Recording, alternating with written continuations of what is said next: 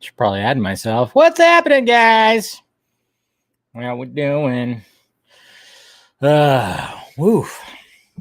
Doing a lot of streaming, a lot of stuff tonight. Keeping busy. Keeping absolutely busy. So we're all good here. Hope you guys enjoying your Saturday. Doing all that. Oh, I got to refill before I get started here. But yeah, welcome to the Patreon stream. We'll be inviting those guys. We'll be sending it off in a little bit here. Let's see. Do I have it already? Yes, I do. Let's see. Got that. All right. So yeah, we'll be inviting those guys in a little bit here. If you want to partake, just join the Patreon. And it's always fun to talk to fans, have other discussions with other people. It's always a good time. And I know I call it "Let's have a beer," and by beer I mean seltzer. Yeah. Sadly, like I said, if you watched the last stream, the Batman stream, drank a lot of beer last weekend, and I'm like, just wasn't feeling it this week, and it was hot outside. It's like 91 degrees still at 7:00, and I was like, you know what? Let's just get some seltzer. It's refreshing. Why not? What's going on, Tyler? Yo, Eric. How's it going? I'll talk to you soon. Mr. Fear Jason, what's up, buddy? No. Yeah, but let me finish that one and get a fresh one, and then I'll get those guys in here. But yeah, so that's just what I was feeling this week or this weekend. Did get a pizza, which was delicious. I went to Little Caesars again. I haven't been to Little Caesars in a bit, but they have like this new like pepperoni pizza that has like stuffed crust, and they have pepperoni and cheese in the crust, and they put like this Parmesan like all over it too. It was freaking delicious. I will say that. Sometimes it could be very hit or miss when it comes to Little Caesars, but when it came to this pizza that I had, it was pretty damn awesome. And what's great about just getting a whole pizza is like I still got some leftovers, so I'll be munching on that later when the munchies kick in. That's for sure. It's always nice to have that. Saturday. Saturday's just like my junk food day. Let's do that. But yeah. That's the wrong one. Hey, you know what's good this time, guys? The Batman stream didn't get blocked. So that's good. Fuck. The past 2 episodes have gotten blocked. I'm kind of wondering if it's because like they were like the iconic Two-Face episodes, part 1 and 2. And I'm like thinking, is that the reason why like they like blocked? But this, I mean, I still got the copyright email, but they didn't block it. I think you can't watch it on mobile, but you can still watch it on anywhere else. But yeah, it didn't get fully blocked like it usually does. So that's cool. So hey, at least there's that. At least. So let's see. Boop, boop, boop, boop, boop, boop, boop, boop. Look at that. Started using like this other little tool thing that kind of keeps things in line that I was like playing with today. It's kind of cool. It's like a little there's a little attachment or a little add-on you could attach to your channel that kind of keeps track of things and helps you out with stuff. It's pretty cool. So it's just when I refresh things, it shows like live stuff and where I'm at, and it's kind of cool. Little Caesars, when it does it right, Yeah, I mean that pizza was damn good. I was very surprised on how freaking good it was. Absolutely delicious. All right, let me go ahead. What's going on, Stephanie T? How you doing? Oh, just drinking my my little girly drinks and. About to talk to some fans. Get a little crazy. What's going on, Eric? How you doing? Boop, boop, boop, boop, boop. Just talking to one of my close friends. She just watched Black Widow, and we were just kind of talking about it, talking about the end, talking about the ending and how it all played out and everything like that. So yeah. she said it was okay. That's pretty much, yeah. I mean, I didn't hate it. It's watchable. It's not like it was like a mess or anything like that. There's just many things where I was like, it just wasn't digging it really. So what's going on, Mr. Powell? How you doing? But yeah. Okay, but all right. Let me go ahead and refresh my drink here, and then I'm gonna send it off. Well, no, I guess I could send it off right now, dude. Oh wow, I forgot I had that set up. Oops, leave. All right, so I'm gonna go ahead and send the. First I gotta get the link, you dummy. Pop, pop, pop, pop. Let's see, invite. All right, so everybody's gonna take part. I'm sending over the link right now. Okay. Patreon stream link. Here you go. Okay, sending it off to you. Let's see. Make sure I got that. Get that. All right. I'm going to go ahead and get a fresh one. So I'll be right back.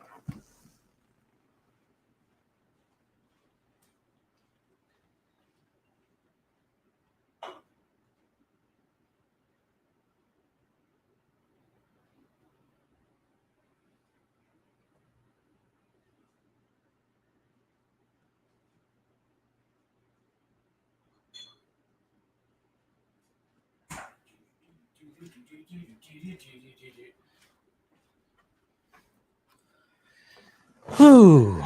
You slept through Black Widow? That's what I heard about Black Widow. Okay, yeah. Yeah, it's nothing really exciting. Not in my, I didn't feel like it was really anything too exciting, so what can you do? Hello again, Jose. Dodgers win, huh? What happened with that? I know the Giants rocked the Nationals, so that made me happy. But what's going on with them Dodgers? What's going on? Let's see. I told you.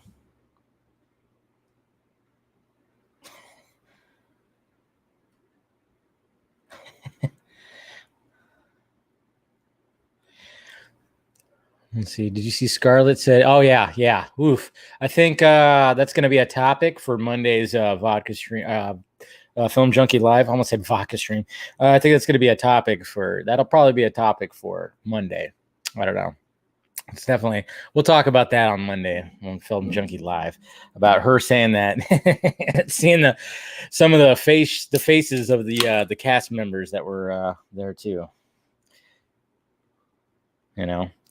That was like, come on, what are you thinking there, Miss ScarJo? But all right, guys, let's we got a couple guys backstage. All right, we got Eric and we got William. What is up, gentlemen? Going on, how's it going? All right, and like I said, I gave you all my word last time. I mean, this whiskey glass was thirsty for some real drink, so it's a Doer Scotch. Now, look at you, fancy pants. Yeah, well, I would say fancy, except this is one of the cheaper brands I could get.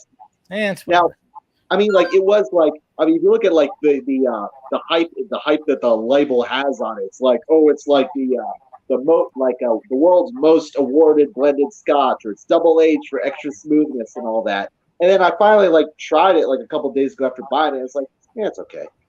I mean, but it's okay. Like I said, like it's plain Scotch. It's not like one of those like fancy Scotches like Macallan, which I've heard great things about. That's the one I really want to try, but it's kind of expensive and it had like a vanilla flavor to it. This one's kind of it's completely like regular Scotch, ordinary standard Scotch. So you know what I did? I decided to mix it up myself. Like here's some vanilla. There you go. Mix it up. How you doing, William? I'm doing okay. It's 117 degrees out here, so the next time I hear you even mention the word heat, yeah, I'm going to give you a thumbs down or whatever I need to do. How is it? 117 right now? Yeah, well, no, it's probably about 114 right now. 114. Yeah, it's not pleasant. Yeah, when I went to run some errands and to go pick up a pizza, it was like 101, and I was like, oh yeah, I know I shouldn't complain. I would pay for 101 right now, man. Right. All right, we got Mr. Doug here. What's going on, sir? How you doing, Dave? Good. How you doing? I'm good. Good. What are you drinking? Just a little vodka soda. Kind of like a seltzer, not too. Yeah, no. I mean, you know what? Like I was telling everybody, I drank a lot of beer last week, so I was like, you know what? I need something a little bit refreshing. Yeah. So Yeah, exactly. Yeah. Before we get into any like important stories, like you remember, like last time I told you all the story of why a screwdriver was called a screwdriver. Well, Yeah. I got another interesting story y'all are gonna love. It's about tequila, of all things. It's the what? Now, tequila. Oh, okay. See, my dad, like a bit ago, like went to Texas or whatever, and he went to like there's this Mexican restaurant that was owned and run by a guy who was actually from Mexico, and the owner went by his table and all that. They talked a little bit, and the dad was asking, so okay, just out of curiosity, all my life, and this is true of all of us, all our lives, we've spent assuming that you drink tequila, you chug it down, you feel the burn, and you may or may not eat the worm, all that good stuff. So the question is, my question, sir, he says, is how much? Well, what about the worm? He was asking, and basically, like he asked about the details. Like, since you're actually from Mexico, you would know more than anyone. And the guy's like, Steve, what I'm about to say will blow your mind. Forget the worm. All that stuff you've ever heard about tequila, about chug it down, feel the burn, and all that, is BS. That was a troll job that we pulled on you gringos so we could sit back and laugh. I don't doubt it. That sounds about right. So Dad was like, okay, so what are you supposed to do with it? He says, well, this is what you do. You put a little bit in your mouth don't swallow it yet. You swish it around because tequila in real life really is first and foremost a palate cleanser. You swish it around to drain the palate and all that. Then you swallow it slowly. You don't scarf it down. You slow it so it cleans out your insides too. So that next time now when you eat your dinner right there, you'll take in the flavor a lot better because you cleaned your palate. That's interesting. Yeah, I didn't know that. There you go. The million dollar question, of course. Then we asked him, so what about the worm? Like, what about it? The purpose of the worm was to drain all the poisons from the tequila. You get rid of it. Wow. So, okay. See, you learn something. You learn something on every stream. That's for sure. There you go. Yeah. Yeah. Cheers to that. Yeah. Cheers to you guys for thanks for joining. William, how's the Sci-Fi Center going? Everything's going well. Getting back in the swing of having tourists come back into town. Heat doesn't seem to be keeping too many people away, so just ready to get ready. Once now that the movie theaters are back open, we're doing our film promotions again. So we got Suicide Squad coming up. Old is coming up when we're about to do Space Jam 2. Next couple. I don't know. I'm like I have really no interest for Space Jam 2. I probably will watch it, but it's just anything I've seen. I'm like. I was a grown man when the first one came out, and it just maybe if I was a kid, if I was 8 or 9 or something like that, and had that kind of connection to it, but I just don't have any real connection to it, right? The first one or this one. So Old, I'll see, but I'm pretty sure there's going to be some goofy, twisted ending. Well, of course, it's M. Night Shyamalan. What a twist! Yeah, and then Suicide Squad, I have zero expectations for, which is I go into every James Gunn movie with zero expectations and just roll a dice and hopefully I get what I get, I mean, speaking for myself, as one of those guys that has always loved the oldies growing up, I love, kudos to him for the first Guardians, introducing so many in our generation to the oldies, and now we listen to the classics and love it. So kudos to him for that.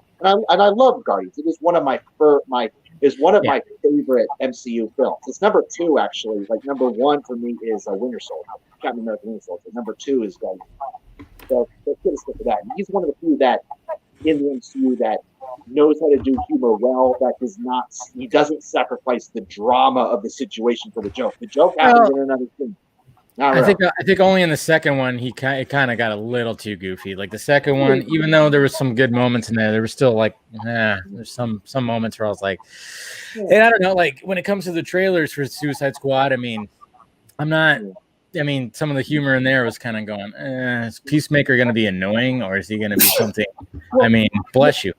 I feel like with Peacemaker, I mean, look, and I've said this a lot, and most people who like the full history of Watchmen know this, is that Alan Moore based all the two Watchmen characters off of the classic Charlton Comics characters, and the Comedian was based off of Peacemaker. Yeah. So while Peacemaker was not a dark jokester, I got the idea that that's what James Gunn is going for, is that he's kind of basing this take on Peacemaker off of the Comedian, which was based on. So he's kind of taking that tone to like the jokes. Yeah, I mean, I could see the joking. The joking's really dry with him, and I'm like, all right. So I mean, I guess that's what they're kind of going for when it comes to like his jokes. He's being very serious, but it's obviously it comes out like in a jokey manner. So I don't know. Well, you have no interest, William, huh? No, I just have interest, but it's zero expectations. I'm not a big James Gunn fan. I understand why people like him. He just doesn't make the type of films that really grip me. But I don't hate the guy. And I think the problem I have with Suicide Squad is they've done a horrible job in making anybody care about this movie. It could be a classic in any of their movies that are coming up. Right now, the only reason I have any reason to care about the Flash is they're giving me a 32-year-old Batman from 1989 that most of this generation is really not going to connect with. The ramp up and the hype up for their movies, they've done everything they can to make you not care about what's upcoming. And that's not good. The conversations, I mean, we're getting bits and pieces now, for the Flash. Now they realize they need to really start to get people talking about it, well in advance. But for Suicide Squad, it drops. I mean, we do this, the advanced screening on August 3rd, which is not that long away. And the hype train for Suicide Squad has been horrible, in my opinion. Yeah, there hasn't really been too much marketing. What about you, Doug? What are you looking for? Are you looking forward to Suicide Squad at all? Yeah, absolutely. I think James Gunn's, pretty competent. He, Guardians of the Galaxy is pretty awesome. I always describe it as Star Wars with the Reservoir Dogs soundtrack. To like elevator pitch who have no clue about comic book movies. I like probably Guardians 2 more than most people. But I think Suicide Squad is going to be fine. I think, I totally agree with you, William. They're missing the boat. I mean, it's a Harley Quinn movie. You should be pumping that out. You got John Cena, you got Harley Quinn. That should sell itself. And I'm worried about that.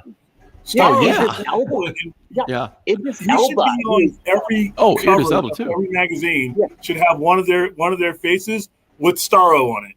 Yeah. And or all their faces with Starro. It's almost like it's almost like they wanted to keep it a secret, but they're not doing a great job at it, and they're not leaning into it now. It's like now that people know, just lean into it. Like literally, I mean, show like a classic comic book cover that has Starro on it, and put be doing something with that. I don't know.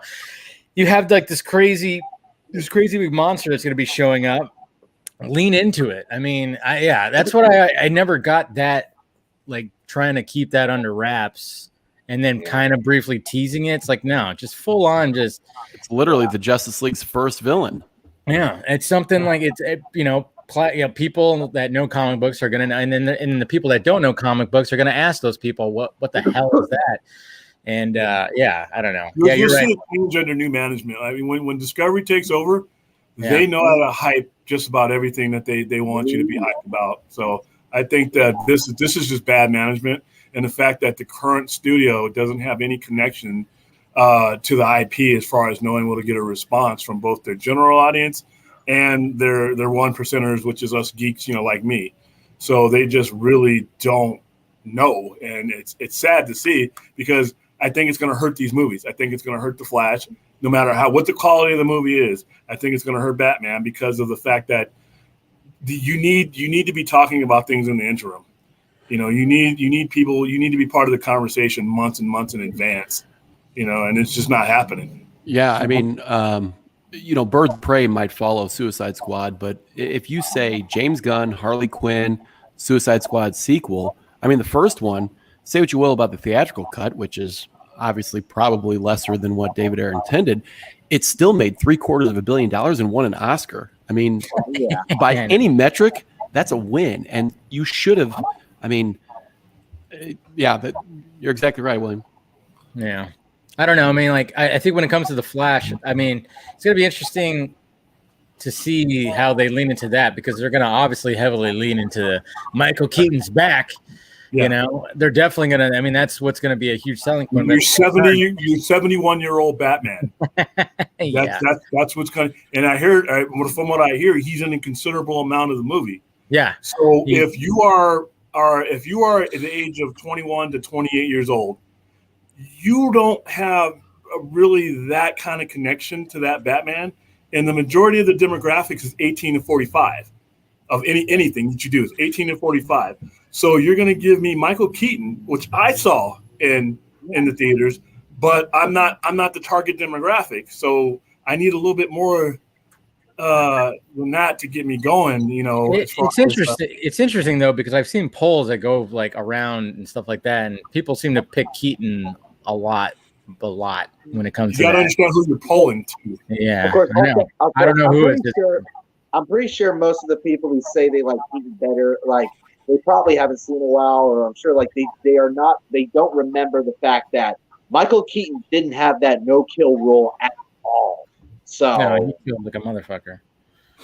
Yeah. He dropped grenades in people's drawers. and laughed and walked away after he laughed. So, oh man, I know. I remember when I did my live watch of Batman Returns, I was just like making fun of that like crazy. I was like, Jesus Christ, he's a psycho. He is a psycho. It's gonna be interesting. Reeve killed too. Christopher Reeve killed the depowered Zod. After he had taken the Kryptonian power, he kicks them off and kicks them to their death. But there's a problem with Henry Cavill having to kill a very much powered Zod after he's destroy theirs. So but they did it so playfully. He did it so playfully, and then and of course, like they get mad when Henry Cavill, like when he takes that schmuck who's like harassing like that waitress, and then throwing a beer can at him, takes him down a peg by smashing his truck. But it's perfectly okay for Clark to like go to this bully in the bar like that was like harassing. Oh yeah, he beat the shit out of him, right? Yeah, he like hurt his hand and stuff like that. Yeah. But apparently that's okay. Yeah. I always wonder though in Man of Steel, I'm like, did nobody hear the sounds of that truck getting messed up, or are they all just drunk asses or the music was too loud? I always wonder. I'm like, that would make a considerable amount of noise. I thought, but I'd like to think. I think it would have been much more understandable if it was thundering outside. But yeah, I don't know. I mean, I get the gag and stuff like that, but yeah, when it comes to The Flash, it's going to be interesting because I'm intrigued by it, but I'm also going. I also just don't know what we're in store for him. But with everything that with people that I've talked to and stuff that we don't know yet, that we haven't seen yet, there's just so many things where I'm just kind of going, okay. I mean, obviously it's going to be a Flashpoint type movie, but they're going to take that story and kind of just do the multiverse thing, which I was like, all right, I like that. I like that you're taking like a different approach to it. And it's like, oh, instead of Thomas Wayne Batman, you're going to have Michael Keaton Batman. Sure. We'll see what happens. But but if we don't get Batfleck in the bat suit, that's going to be a missed opportunity. That's right. While we're on the subject of bad marketing, it was such. It really just. I'm like, look. You would think that after what happened with the first Shazam film, where the leaked behind-the-scenes photos of them of like Shazam in the suit looked bad, and then they showed the official lot. You would think that Warner Brothers would have learned from that and then made sure to show what Supergirl really looks like before they leaked out her in the suit behind the scenes and looked bad. Well, we should know by now that, I mean, as soon as I saw the Supergirl post, I'm like, that's pre-production. And we're growing up in an era of CGI where you see that, you really know that that's not the way it's going to look. Yeah, it's a stunt suit. It's a stunt suit. We know that, but it still looks ugly as heck. Like compared to some spots it didn't, but but it's going to look so much better. Yeah, it is. During the Which is why, promo. again, Warner Brothers should have shown the official suit right away early. That's why I found it's not ready. It's not ready. Yeah. That could be it too. Yeah. It should have been. They should have. No, they're going to add just like the cape. It's like Batman, the cape. She's going to have a cape. All that's going to be post-production. All that's going to be added. So that costume that you saw, it's still in the works. They have to film her first, and then they'll do the post-production, and they add the cape, the CGI cape, and all that other stuff. So a lot of that stuff you saw in that picture is going to be. Yeah. But you should be getting in front of that with at least concept art and things like that. Yeah. Well, yeah. And that I agree with. Yeah, that I agree with. I love how David F. Sandberg, he posted that, that little video after the day of, like when that leaked. He was like, he knew it was coming. He didn't quite get ahead of it, but I like the fact that he kind of tried. We got Kerry joining in. What's up, sir? Hello. Hey. How's it going, bud? How you doing? Doing good. See and hear me okay? Yep, you're good. Oh, yeah. Alrighty. What you got for us, man? Stella, and then later I'll switch to a Coors Banquet once this is done. There you go. How's Colorado, right? Yeah, it's good. Yeah. Was around got up to mid 70s ish, I think, today. So Colorado evenings are nice. So yeah, I'm sure. Jeez. Yeah. We have had 90-degree heat though before, like in the last 90. So that's like December for us. Yeah, I know. William was like, that man, I would have to put a jacket on for that. Unofficial announcement, I will be making my way back to California pretty soon. So, but to the Sacramento area. Oh, nice. Well, at least it's up north. Yeah. Sacramento gets hot, so. Yeah, it does. It still does. Yeah. Lots of cows up there, buddy. Lots of cows. Lots of cows. All right, we got Mr. Lane Daly. What's up, sir? Hey guys, how are you doing? Good. How you doing? I'm good, man. I'm good. First time here, man. I know it's your first time. Where are you from again? Are you from Morocco? I want to say. Exactly. You got there it right. Is. I knew. I remember. Got it right.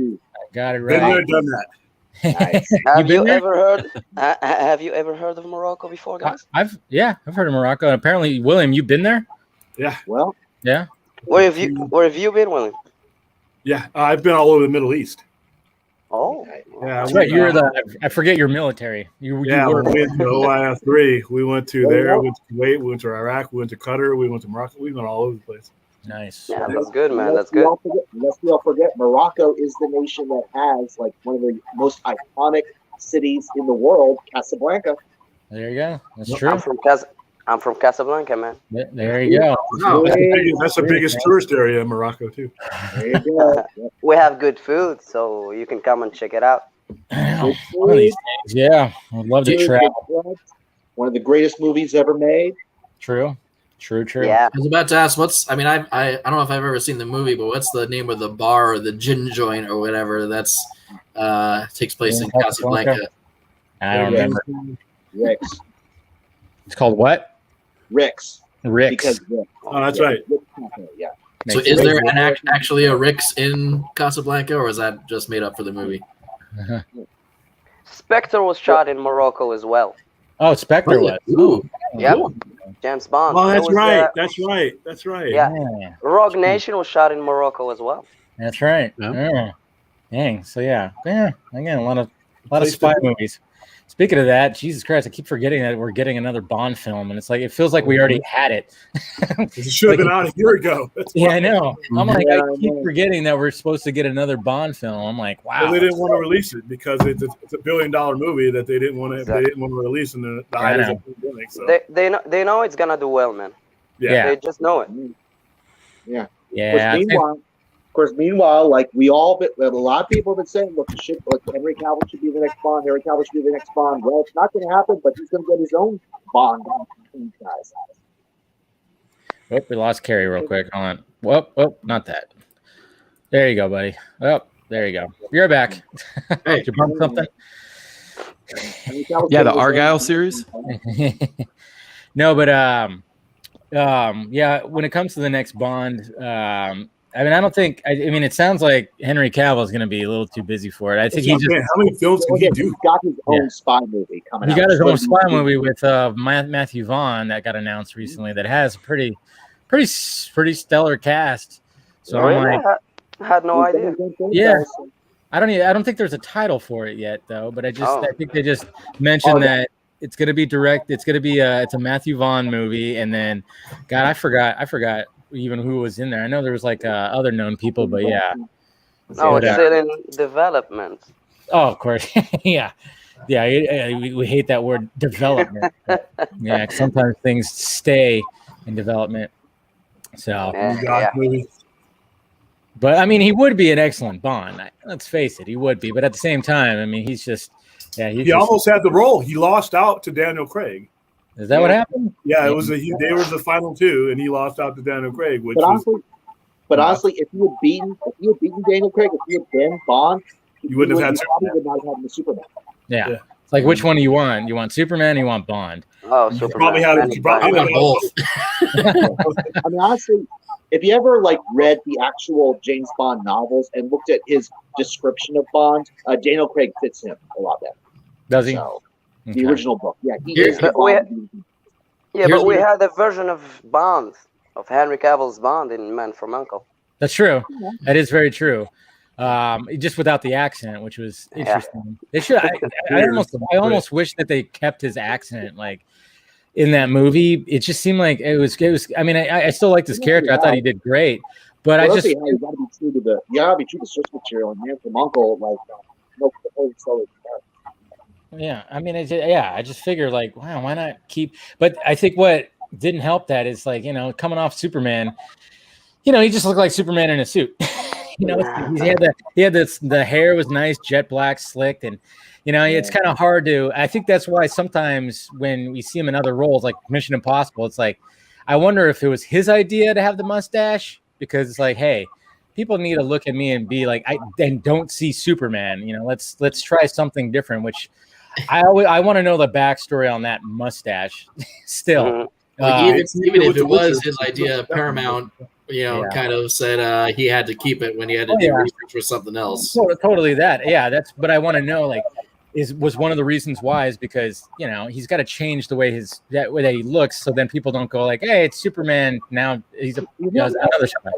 I don't know. By the way, if we could go a little bit back to Flash for a bit, the whole thing about the spoiler character, shortly after all this talk about the spoiler stuff, what's his name? Chris McKay was talking about his Nightwing movie project and how it's still on the table. But the thing is, what universe is it going to be consistent? And he says, well, I don't know. It just depends on the plan. And I couldn't help wondering, what if that spoiler character is Dick Grayson? And with all of the rumors about Flash, the idea being that Flash brings Supergirl and Keaton back into his universe, the DCU proper. What if he brings in Dick Grayson into the DCU proper? Then that could lead to the Nightwing movie being Dick Grayson. It talks about him being on a revenge quest. Maybe it's his struggle will be, hey, should I avenge my other self and go on against the Joker? I don't know. Yeah, I mean, but what always threw me off is it looks like somebody wearing a jacket in that shot. I mean, I always thought if there was going to be anybody, it was going to be it would be I mean, obviously, who wears a jacket? I mean, there's Red Hood, of course. Yeah. But Jason is usually the one the Joker kills. Yeah. So, yeah. But and then at the same time, wasn't there there was an image floating around of a Batman and Robin image or something like that somebody thought. I thought Chris O'Donnell posted something. I can't remember exactly. I don't know if let me see something here. Let me see if I can find it. But I don't know if there was a tease or something. I just looked on his Instagram. It wasn't there. Now I'm wondering if it was on his Twitter. I don't know. See if I can find it and pull it up. But it doesn't seem like he has anything. He hasn't posted anything. So maybe it was nothing. How old is Chris O'Donnell by now? I think he's 40 something. He just turned he just had a birthday. 50. I think 50. Yeah, 50. There you go. But he still looks like he's 30 though. Yeah, he still looks young as hell. He's always had that. LL Cool J, you're immortal. You know, hello, Cool J doesn't age either. Jeez. Right. Same with Batfleck. Same with Amy. Same with a lot of folks in the DCU. True. You got money, you don't age. Talking about Amy, man, we should have her in the Man from U.N.C.L.E. sequel. There you go. There you go. That's gonna be a little hard with Army though. Yeah, I know. Like we can't have Army. Oh, it was on Reddit. Okay, it was on Reddit. Jose just said it was on Reddit. See, if Cavill got cast as Bond, like if Chris Nolan were the one to take over the next Bond film and bring in Henry Cavill, then my villain casting choice would be Christian Bale, because then you have basically Superman and Batman, facing off each other, but in the Bond franchise. I would, that'd be. I want to see Bale as a villain again too. I mean, we know he could do it. I mean, why not? I mean, we are gonna see him again, I guess. I keep forgetting that he's in fucking Thor and Love and Thunder. I'm like, oh god damn, man. I know. Yeah, when Taika Waititi said that this new Thor film will be funnier than Ragnarok, I was like. Yeah. Well, I just lost all interest. Yeah, I think he even recently said that just like he's like, I can't believe they let me make this movie or something like that. I don't know. He's really I like him. I hate his Thor take. Yeah, I like with you. Jojo Rabbit. Jojo Rabbit was great. Better movies in the last 3 or 4 years. But when I watch Ragnarok, I'm like, the same guy who made this made that, and I just can't bridge those two realities. And on that same note, like I was so surprised when Taika Waititi's episode of The Mandalorian was not a Ragnarok. I was like, oh, I'm surprised how serious this episode is. It was good. Well, he doesn't have that kind of freedom. When they're doing Star Wars, they had to work within the confines, some tighter confines. And whereas, Ragnarok, they gave him a lot. He got a little jokey with the stormtroopers at the beginning, but then the rest of the episode was really good. Mm-hmm. Yeah, when I saw that scene, I was like, oh, no. But then when that was it, I was like, okay. Yeah, I mean, yeah. Speaking of that, I mean, like, man, I mean, I think some of the stronger episodes, though, were from Rick. I can never say his last name. You know me. Yeah. Like, I mean, especially he directed that one scene where Bill Burr, the last Bill Burr one, right? Oh, he's sitting talking to the dude. That was the best. That was the best moment of the whole freaking scene right there. Jesus Christ, I love that scene. Oh, I love it. Like when he was saying that, and it cuts to Mando, and then he just looks at him, and his look on his face is like shook his face, like, "Don't do it, man! Don't." I knew he was going to kill him as soon as he started. Oh man! And then it's just like when and then he gives that little smile, that Bill Burr, kind of like smile, and then when it just goes down, and he just fires first, and then he just goes back and just shoot. Oh man, it's just such a beautiful scene. Such a beautiful scene. I did love that scene. Yeah. But guys, hey, tell me, what's your most anticipated movie for this year? Black Adam. This year? Oh, this year. No, this year. This year? Yeah. I don't have any. Dune. Not Dune? Yeah. No, okay. Dune is going to bomb. Denis Villeneuve. Yeah, Dune is going to bomb. It's going to probably lose the money. But hold on. It's going to win a crap ton of Oscars. And Warner Brothers isn't going to care about how much money it loses because of prestige at the end of the year when it stacks up those trophies, because it's going to be one of those movies. But the IP is just not the kind of IP that you can get the general public to grab on, and the money that they're spending on it. So it's gonna bomb as far as box office goes, but that doesn't mean the movie's not going to be a quality movie because of who's directing it. But just like Blade Runner, where a nerd like me loves Blade Runner from top to bottom, the rest of the public is not going to hold on to that IP, and Blade Runner lost money, but it won 2 Academy Awards. So and I feel like if I can and onto what you just said, I feel like it won't do well at the box office proper, but it is going to get legs on HBO Max, which is ironic because Denis was pissed off at the same day. He's gonna pull it off. Denis is gonna pull it off. Gotta need the same day release thing for it to be. Yeah, I don't know. But just he was wrong. Yeah, I love the guy, but he was wrong. Denis Villeneuve was wrong on that. Well, On the one hand, I'm with him, but on the other hand, it won't be a success until it hits HBO Max. Yeah. And he is what he needs to understand is that HBO Max gives him an avenue for people who are not going to read a Herbert book, who are not going to get involved, not going to go see the old stuff. It gives them an opportunity to click on it on their screen without taking a huge risk of going out and spending money, especially if you're taking a couple people with you, spending 30, 40, 50, 60 bucks. So it takes away that risk factor so that the success can be redefined in that manner. So I think he was wrong. I think he thought his movie might be a $1 billion movie. Dune is not a $1 billion movie. It's just not happening. So I like I said, but it's going to win. Yeah. It's going to do what Lord of the Rings did. He hasn't made a $1 billion movie yet. He hasn't. Yeah. He hasn't He's yet. But afraid, they've but made quality. So he's afraid such that good it's beyond Fear's the Mind Killer, right? Yeah. But But one like, thing for sure, man, we're gonna get a good movie. we're definitely going to get a good movie, Definitely no matter gonna be a what. quality movie. Definitely going to be a quality movie, but at the same time, it's like what we were talking about this last night on the Vodka stream was like, it's only going to be half the book. Like half the book is like the first movie, apparently. So that's, the only thing that worries that is like the fact that it's like, okay, if they decide to just, all right, well, that didn't make anything, but hopefully, like you said, with the Prestige, they just go, well, let's just do it again. But at the same time, I'm kind of wondering if like that book should have just been a series just from the get-go, I don't know. It just seems like the quality of shows now. I mean, I think that's, I mentioned this, I think in my spoiler review of Black Widow. It's like, Black Widow is just, I mean, there could have been something so much more compelling. I don't know if anybody seen Black Widow here yet? I'm going to see it on Monday. Okay. So Carrie, what'd you think about it? I loved it.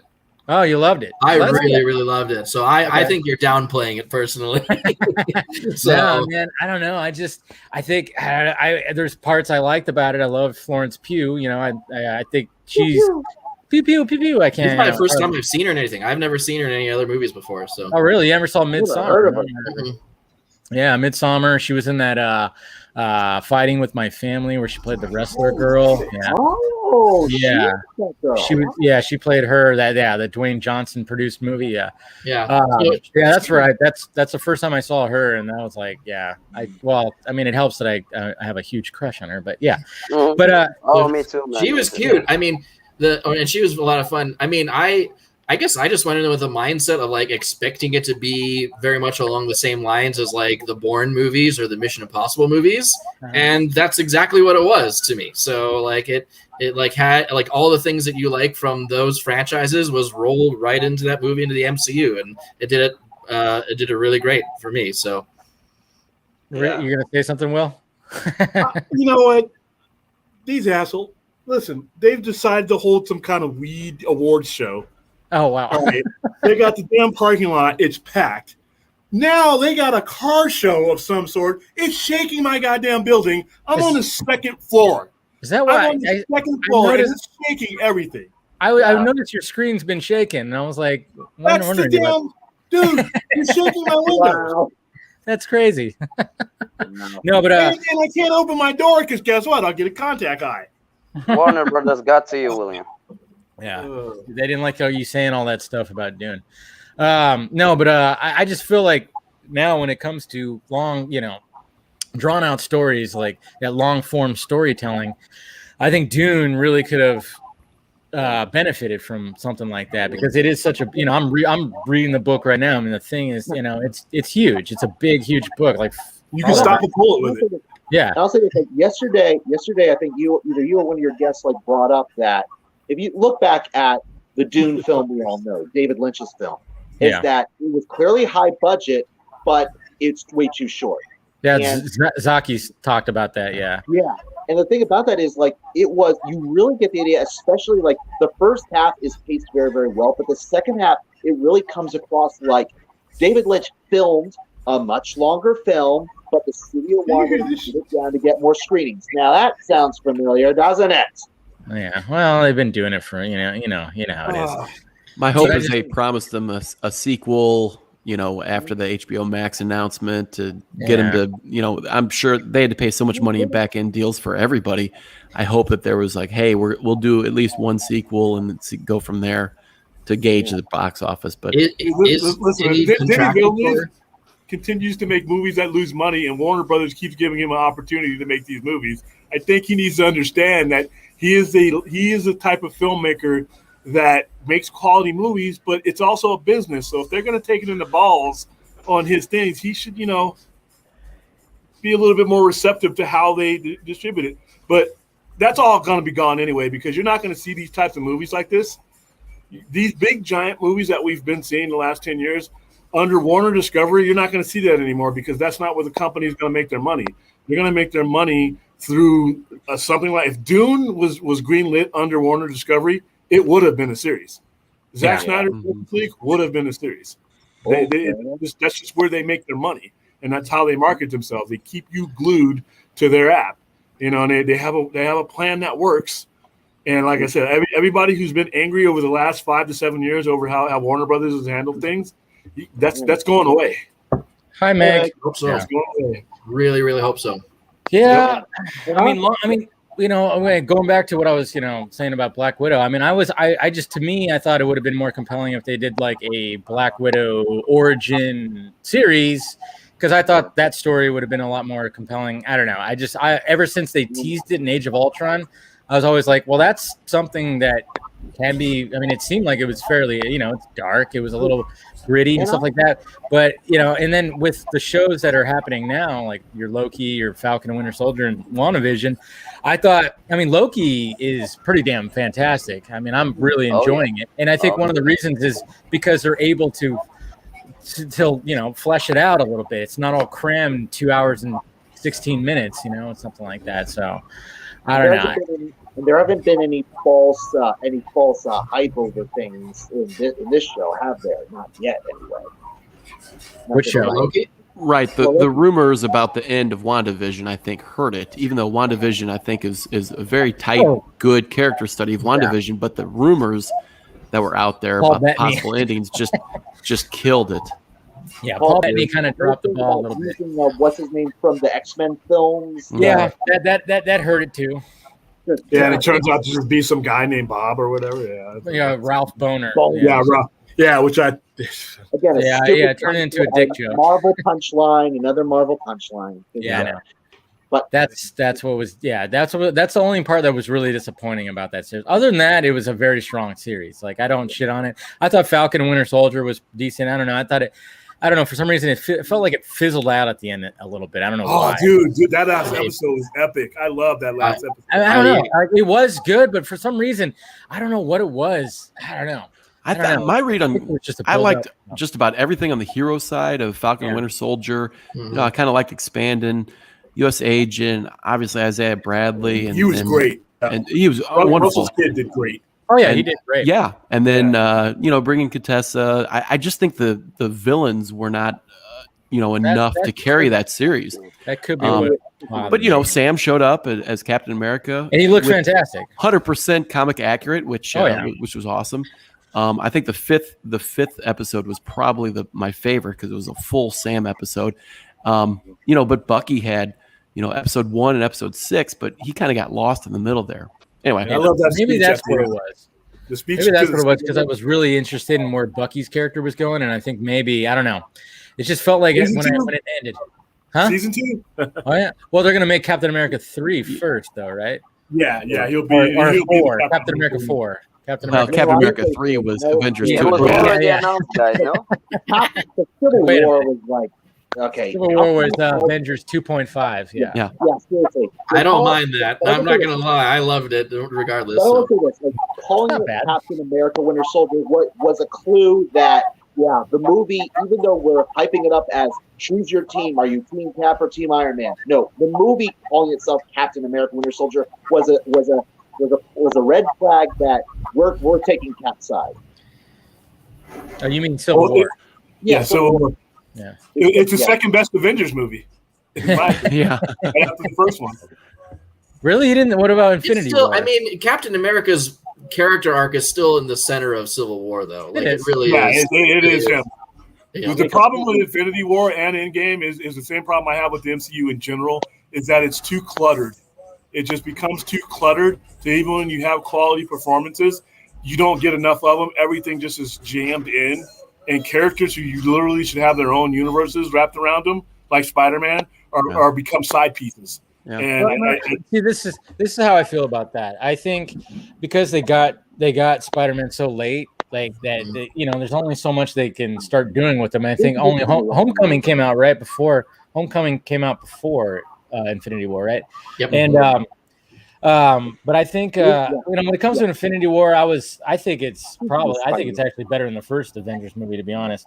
I thought they did a pretty good job at I do. Ooh. Yeah, that's right. Yeah, you like that Joss Whedon stuff? Hey, that's your. I'm just kidding. But the Winter Soldier, guys, is their best movie. Yeah. No. But what my point was, I think moving forward, this is when Marvel really needs to lean into their Spider universe. Like you're saying, Will, he's got a whole universe, and I really hope that the Infinity Saga's gone. Tony, Robert Downey Jr., Chris Evans, they're gone.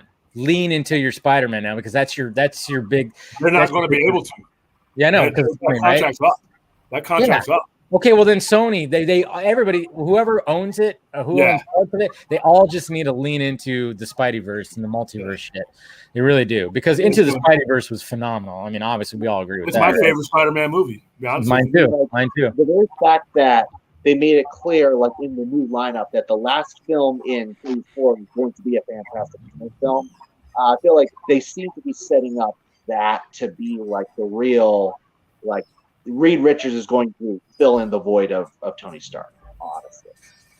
Which is he fine. may have to now since we don't have Chadwick anymore. He may have to. Yeah. Instead of recasting Black Panther, they're gonna. I really disagree with them not doing that, but that's too. Yeah, I was on that. But then Zaki, he said something pretty interesting last night that we didn't think about. But he said that what if Black Panther 2 takes place after the snap, and T'Challa is gone, so we're seeing Wakanda during those 5 years that people have vanished, and I'm like, that's interesting. I didn't really think of it like that. So that means Shuri's not there either.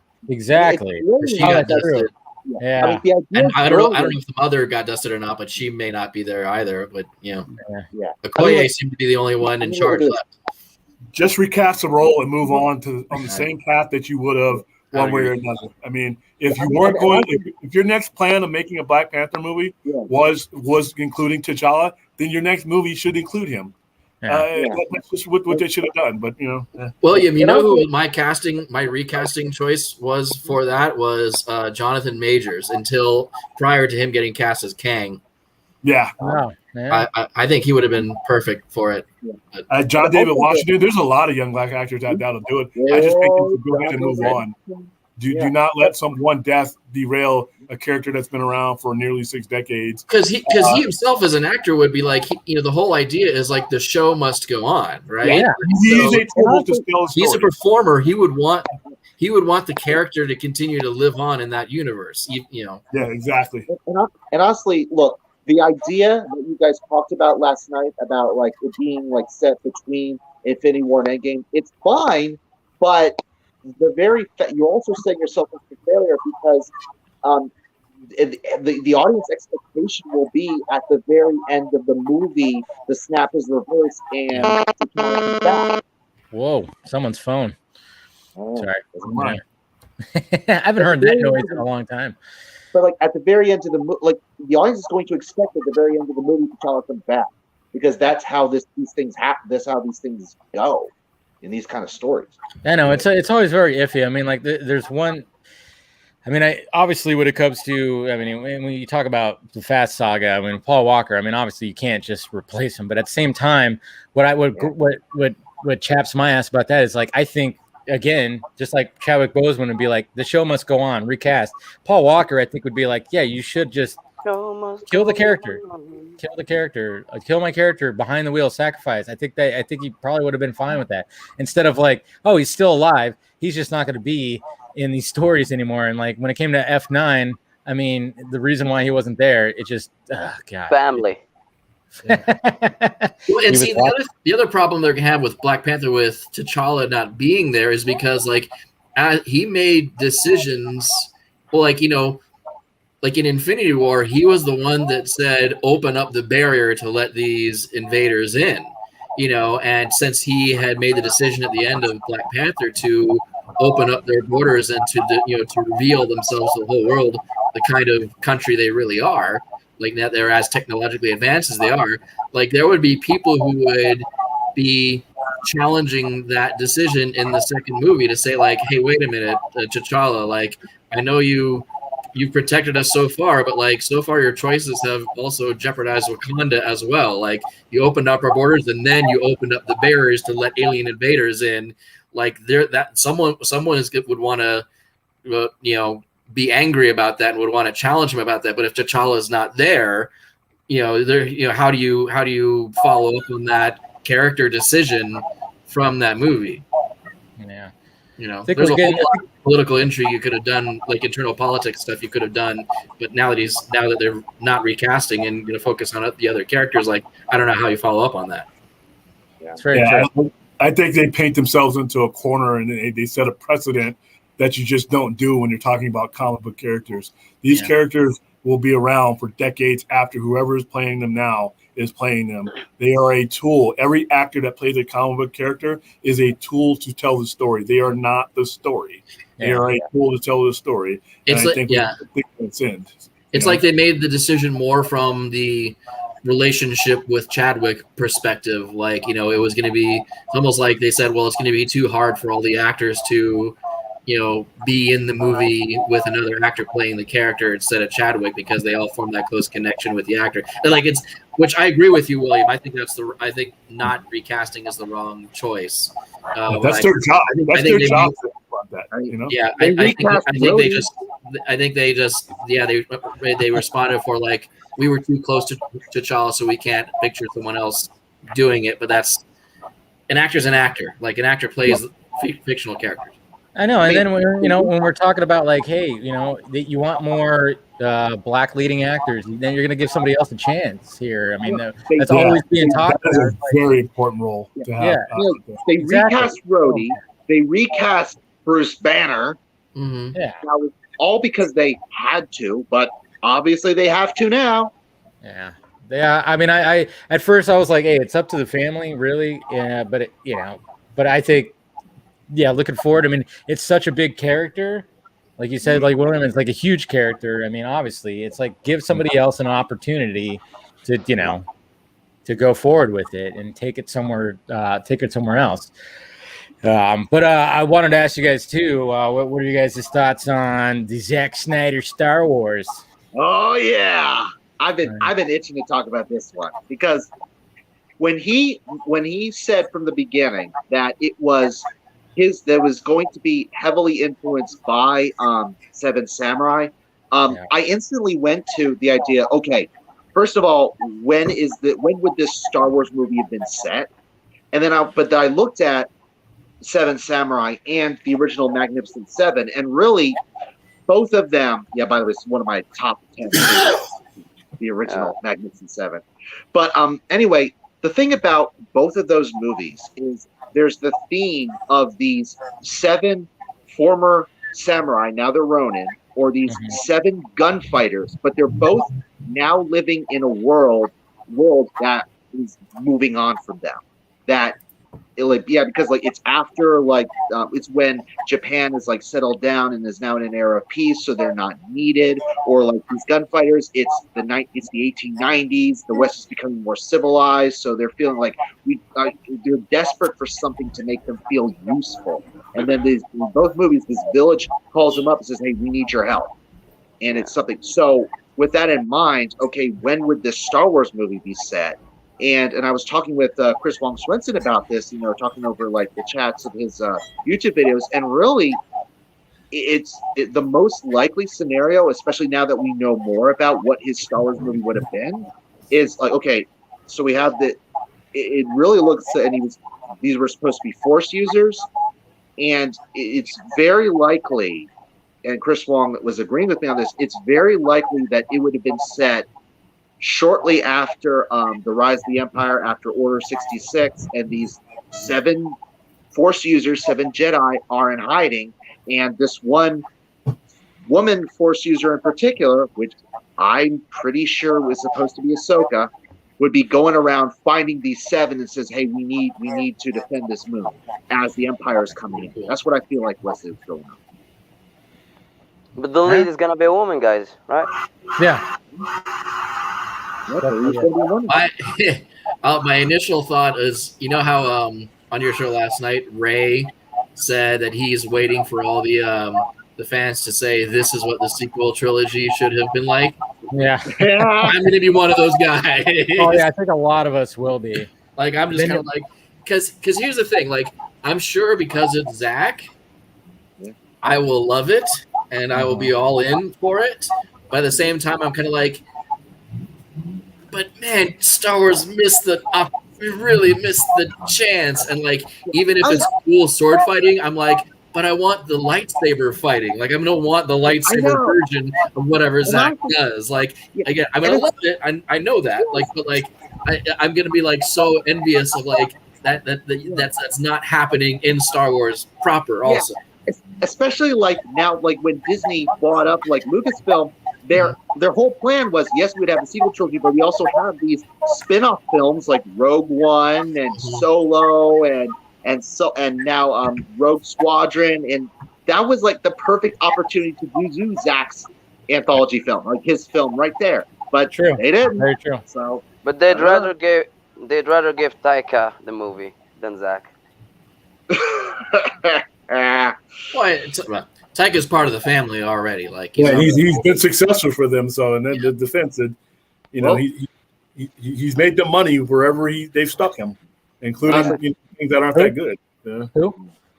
I want Jon Favreau to do a DC film, just to stick it in their craw. I think him and Dave Filoni are going to be in Star Wars for the foreseeable future. It seems like what they're doing with Star Wars is great. Yeah, those two saved Lucasfilm, but seriously. Yeah. I mean, when it came to the Mandalorian, I mean, I'm curious to see where. I mean, when it comes to the Boba Fett series, that's going to be interesting too. Bad Batch has been awesome. If you guys have seen Bad Batch, I have to get into totally. I'm kind of the mentality now with Star Wars. If Filoni's involved, it's probably going to be pretty good. I mean, he's the George Lucas Padawan. I mean, and if he's got Favreau, he's got Disney's ear, so they can probably move some mountains to make sure his vision, which is essentially Lucas's vision, make happen. He really should have been a bigger story consultant on the sequel trilogy. Of course, absolutely, to maintain all that. So they were never going to win that war, though, because the biggest problem with the sequel trilogy is fans. Yeah. The biggest problem is not the movie makers, it's not the writers. The biggest problem with the sequel trilogy was fans' inability to let go of the nostalgia to the point where they spooked a studio that makes billion-dollar movies into warping things into what they wanted to see. You got a percentage of Star Wars fans that never want to let go of Luke, Leia, and Chewie, and everything else. And then you're also trying to sell us to a brand new generation of people who don't give a rat's ass about those characters and just want to see a good space movie. So we're trying to please people that are in their 40s, 50s, and 60s instead of going after, once again, that core demographic that is going to keep you growing.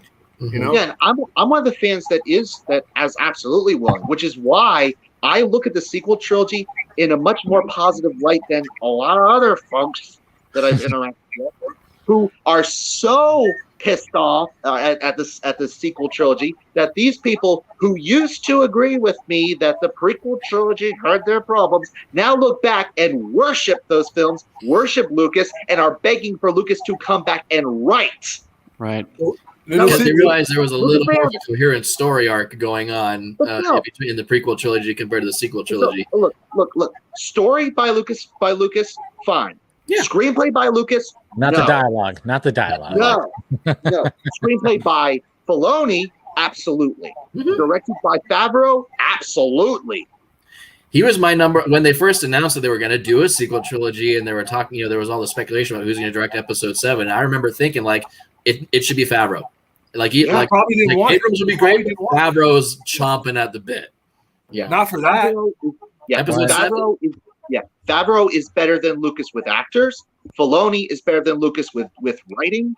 Lucas is great with story, vision, world building, but he is not good at dialogue and he is not good at directing. Sorry. You could have Jesus writing it as long as you were going to bend to the will of people. Like I said, that kind of fandom is the executives are making the decisions over that.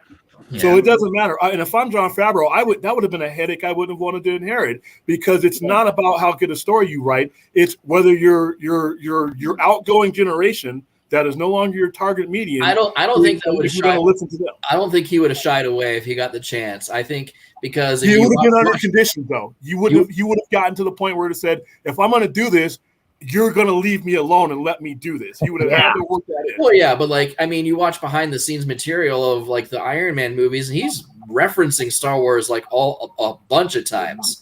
As he's describing things and stories. So it's I think he would have been full. I think he ended up in a better position with the Mandalorian for sure. Oh yeah, 100%. So I think he lucked out in that regard. But if I don't know. I just remember thinking Favreau would be a great director for Episode 7 when they were first announcing that sequel trilogy. So, but do you think that he would have survived that meat grinder though that they put everybody through? Like I said, the reason why you have such a disjointed sequel trilogy is because of, like I said, you had the extremist end yanking you one way, and you had the people who you're going to make your money off yanking you another, and that pulled your movie apart, in my opinion. I think the 2 year in between movies was also a really huge detriment, because you were under the gun to crank out one of those sequels every 2 years, and I think that if they had done 3 years, it probably would have helped alleviate some of that pain. Probably, yeah. Fit some of the anthology movies. I think that's what they were trying to do, is fit the anthology movies in there. But it's like after Solo came out, and they effed that one up big time. Release date killed it. Release date and Solo would have done a lot better at the box office if there hadn't been so much controversy after Last Jedi. That's true. I mean, there was always going to be the monkey on the back of the fact that it's not Harrison Ford. I mean, that was always going to be the thing. But at the same time, it was you know what? But still, all the stuff that happened with it, and then it just seemed like after that didn't do well, they went, all right, well, we're just going to stop right now. All of a sudden, anthology films just went away. I mean, it's wait, Rogue One was fucking awesome. What are you guys doing here? Yeah. I loved him. He really was going out of his way to be a young Harrison Ford, down to the voice. And when he had Donald Glover, Donald Glover was going out of his way to perfect. be a young Lando. That's how you see him. Yeah. He was perfect. But they should have just realized we own the Christmas holiday release. Let's just stay with that. Yeah, I don't know why. Yeah, that was a weird one. I don't know. But when it comes to Zack Snyder's Rebel One, and someone just asked, is it a Star Wars story? Well, technically, yes. Well, see, this is what's interesting, though. It's as much as we would have loved it to be, Star Wars, but at the same time, now it's we're getting full on Zack Snyder and his people. We're getting that world building. He's not building off of already existing mythology and stuff like that. Now he's creating his own and stuff like that. Very much in the same vein of, George Lucas kind of just creating something of his own that was, inspired by different things too. And we were talking about that last night, how, there's going to be the haters who are going to be like, oh, he's just copying this. He's just copying that. He's blah, blah, blah. But then there's going to be everybody else who goes, man, he should have directed Star Wars. But well, like people have pointed out, I mean, the entire reason for the new franchise of Star Wars was because Lucas wanted to do a Flash Gordon film but wasn't able to get the rights, so he put his ideas into Star Wars. Yeah. So I don't know. Sorry guys for saying. We'll watch that and be like, oh, this was on Star Wars, right? What were we gonna say, Lane? Yeah, sorry guys for saying this, but I don't like Star Wars. I'm not. All right, I'm gonna kick you out. Just kidding. Yeah.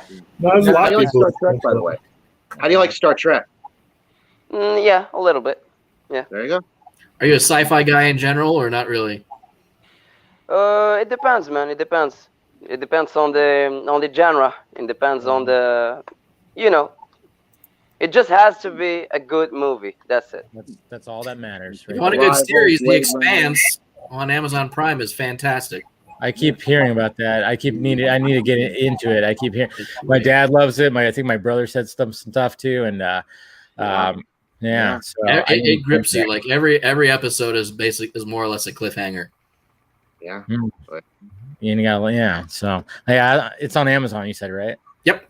Yeah. Yeah. No, because it was originally a Sci-Fi Channel series, and then they canceled it after the end of season 3. But like Jeff Bezos loved it so much, he's like, "We'll take it." By the way, hey, Dave, and it works better as an Amazon show, anyways. I'm sure. Hey, Dave, like I think I was gonna ask you something like in one of the live streams, but like we were like ending the stream like before I was able to ask, but this week, but the YouTube live, I believe you said that like you didn't realize you still had like the YouTube service or what streaming service or something like that. You talk about YouTube TV.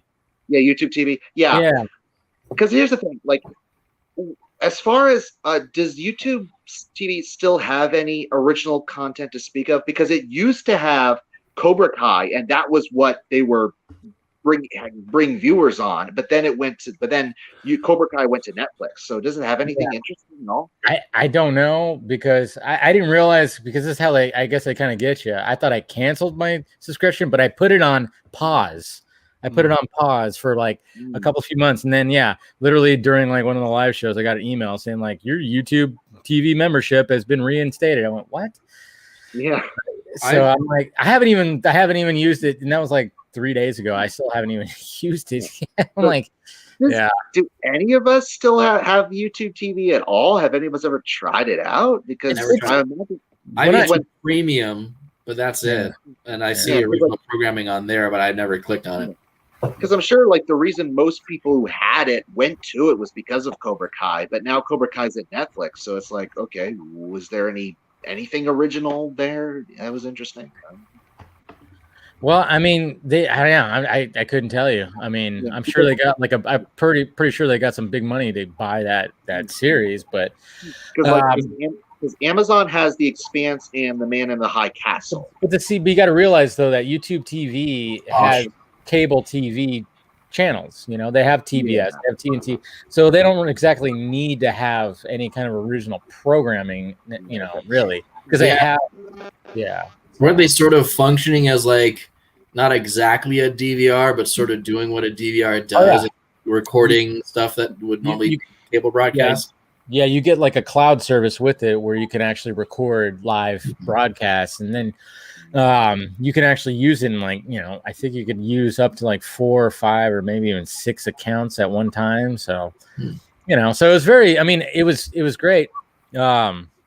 It was great when I, used it, but now I got all these other streaming services. I don't need, the stuff I was watching on, that was live, that was either reruns or whatever the hell. It's like, I could just watch it commercial free over here instead. So, I mean, if anyone has like a Roku device, there's the Roku channel, there's a Tubi, like all these other like Operation free stuff that they have where you can like see a whole bunch of stuff for free. But and of course HBO Max, Disney Plus, Amazon, if you have it. Exactly. So I think after I'm just gonna probably cancel it again. Should probably like fight it, like give my money back, damn it. No, but when it comes to Rebel Moon, so let's go around the horn. Like who's I would say like give me your top choice for the female lead. Who would you want to see lead the female or lead this movie? Go ahead, Eric. I know you're antsy. Okay, well look, my number one choice is #what Zach wants, which is Anne Hathaway. Yeah, but what you want? No, that's what Garza wants, man. Oh yeah. Well, look, we're kind of like, because when I first heard his announcement, he was talking about Anne Hathaway and all that. It sounded like he was kind of talking about that at least most of the 7 would be women, if not all of them. I didn't know if this would be all, but it was like most of them, like it would be like a Sucker Punch kind of thing where at least most of them are women. But here's the thing, and like and of course, like Film Junkee Live, of course I put my 4, but like the reason I felt safe to pick Amy Adams and Emma Watson was because of Emily Browning. Because as I pointed out, like in the post show chat, look, no one would have looked at Emily Browning and thought of her as an action girl if it hadn't been for Sucker Punch. Because look at her, she's like this small little lady. Okay, fine. But thanks to Sucker Punch, we now think of her as an action girl. So, and as for Emma Watson, and the reason I picked Emma Watson was because look, Force user, Force, magic. What was the role that made Emma Watson a star? Oh, is she still a star? No, yeah. Hermione and Harry Potter. So therefore, like, it'd be a nice little nod to that to bring her in as a Jedi. Yeah, I just don't know. I don't see it with her. I just don't. No one saw Emily Brown. Who would you pick, William, as your top? Like, what actress would you want to lead Rebel Moon for Zack Snyder? Yeah. I need to know the context of the story, though. I know what the story is. Are we talking about younger stars? Yeah, it's probably going to be youngish, probably. And you got this baddie, that's being an asshole out there, and then basically it's almost like a Rey because she has like a mysterious past and stuff like that, but she's gonna probably like get together like these people. She's gonna be So maybe I wouldn't say when I kind of think about that, I kind of go, it's not. Maybe they're not gonna be somebody that's in their 20s. Maybe it's gonna be somebody that at least like in their 30s or 40s. Maybe I don't know. It almost seems like there needs to be somebody who's like experienced. Yeah, I like actors like Karen Gillian. Yeah, I like the one who played in Winter Soldier. She's been in Solo, but she played Flag Smasher. I think she'd be a good fit depending on what the story is. A lot of it is going to depend on what kind of story he's telling too, because not every actor, fan cast wise, fits the story that that he's telling. So, but those two actresses would come to the top of my head. Yeah, because like for me, a big reason I was picking Amy was because look, I was mostly thinking of it in the context of it's the Seven Samurai, or in my case, the Magnificent Seven, because I'm more familiar with Magnificent Seven. It's like, okay, if we have Anne Hathaway as the Yul Brynner character, who would I have as the Steve McQueen character? And it says, okay, who would I love to see playing off with Anne Hathaway? And it'd be nice for me to see Amy and Anne like playing off each other like Yul Brynner and Steve McQueen did. So, okay. What about you, Doug? Anne Hathaway seems like a good choice. He's mentioned her before. Yeah, I love Charlize Theron, Sophia Botello. There's a lot of them. Interesting. Zoe Saldana. There's so many great options out there. But I mean, you could bring all those in. I could see him bringing in Jenna Malone at least as a part-time character. I mean, I wouldn't be surprised if she's somewhere in there. She probably will in the mix. Yeah. What about you, Lane? Who's your pick? I got two choices actually. Okay. If I were Zach, I would go for Jenny Lawrence. Ooh. Yeah. Jennifer Lawrence. Okay. Jennifer Lawrence, nice. Yeah. I could Alexandra Daddario. Who? Alexandra Daddario. Oh, okay. Oh, nice. She got such Yeah, because like Jennifer Malone, Jennifer Lawrence, J-Law, I could so see her as the Steve McQueen character with Anne being the Yul Brynner. When was the last time she was in a movie? It's been a while, right? Didn't she take a break? I think she's been taking a break for a while. Yeah. What about you, Carrie? What's your choice? I'm on the Anne Hathaway train. Are you? For Garza train. For two reasons. One, there's the Nolan connection. So Zach, all Zach has to do is call Chris Nolan and say, "Hey, what's Hathaway's number? I have a project for her." Two, I just think she's done a lot of different things, but she hasn't done a lot of action stuff. But I just get the sense from her she would really sink her teeth into it, and I think she would really, really have a fun time being like the lead of like not just this one film, but like an action sci-fi franchise. And I think that'd give her a lot of things that she would really enjoy exploring and doing. So she'd be my pick. But I mean, there's a lot of really great choices, but she's been one of my favorite actresses in general for a while, and was my number one choice for Catwoman for Dark Knight Rises too, and was really happy when she got that. So, I'm all about Anne. Yeah, I mean, I know a lot of people have said Journey Smollett. I'm like, maybe, I don't know. Maybe. But what about you, Dave? What about you, Dave? Well, I had mine was like I remember I posted like top 4, but I was like it was Rosa Salazar, Samantha Wynn, Samantha Wynn. Yeah, Samantha Wynn, and then there was the girl who played the Coyote in Army of the Dead too. I can never Nora. What about his daughter? What about the girl who played his daughter? You don't want to see her? I don't know about her.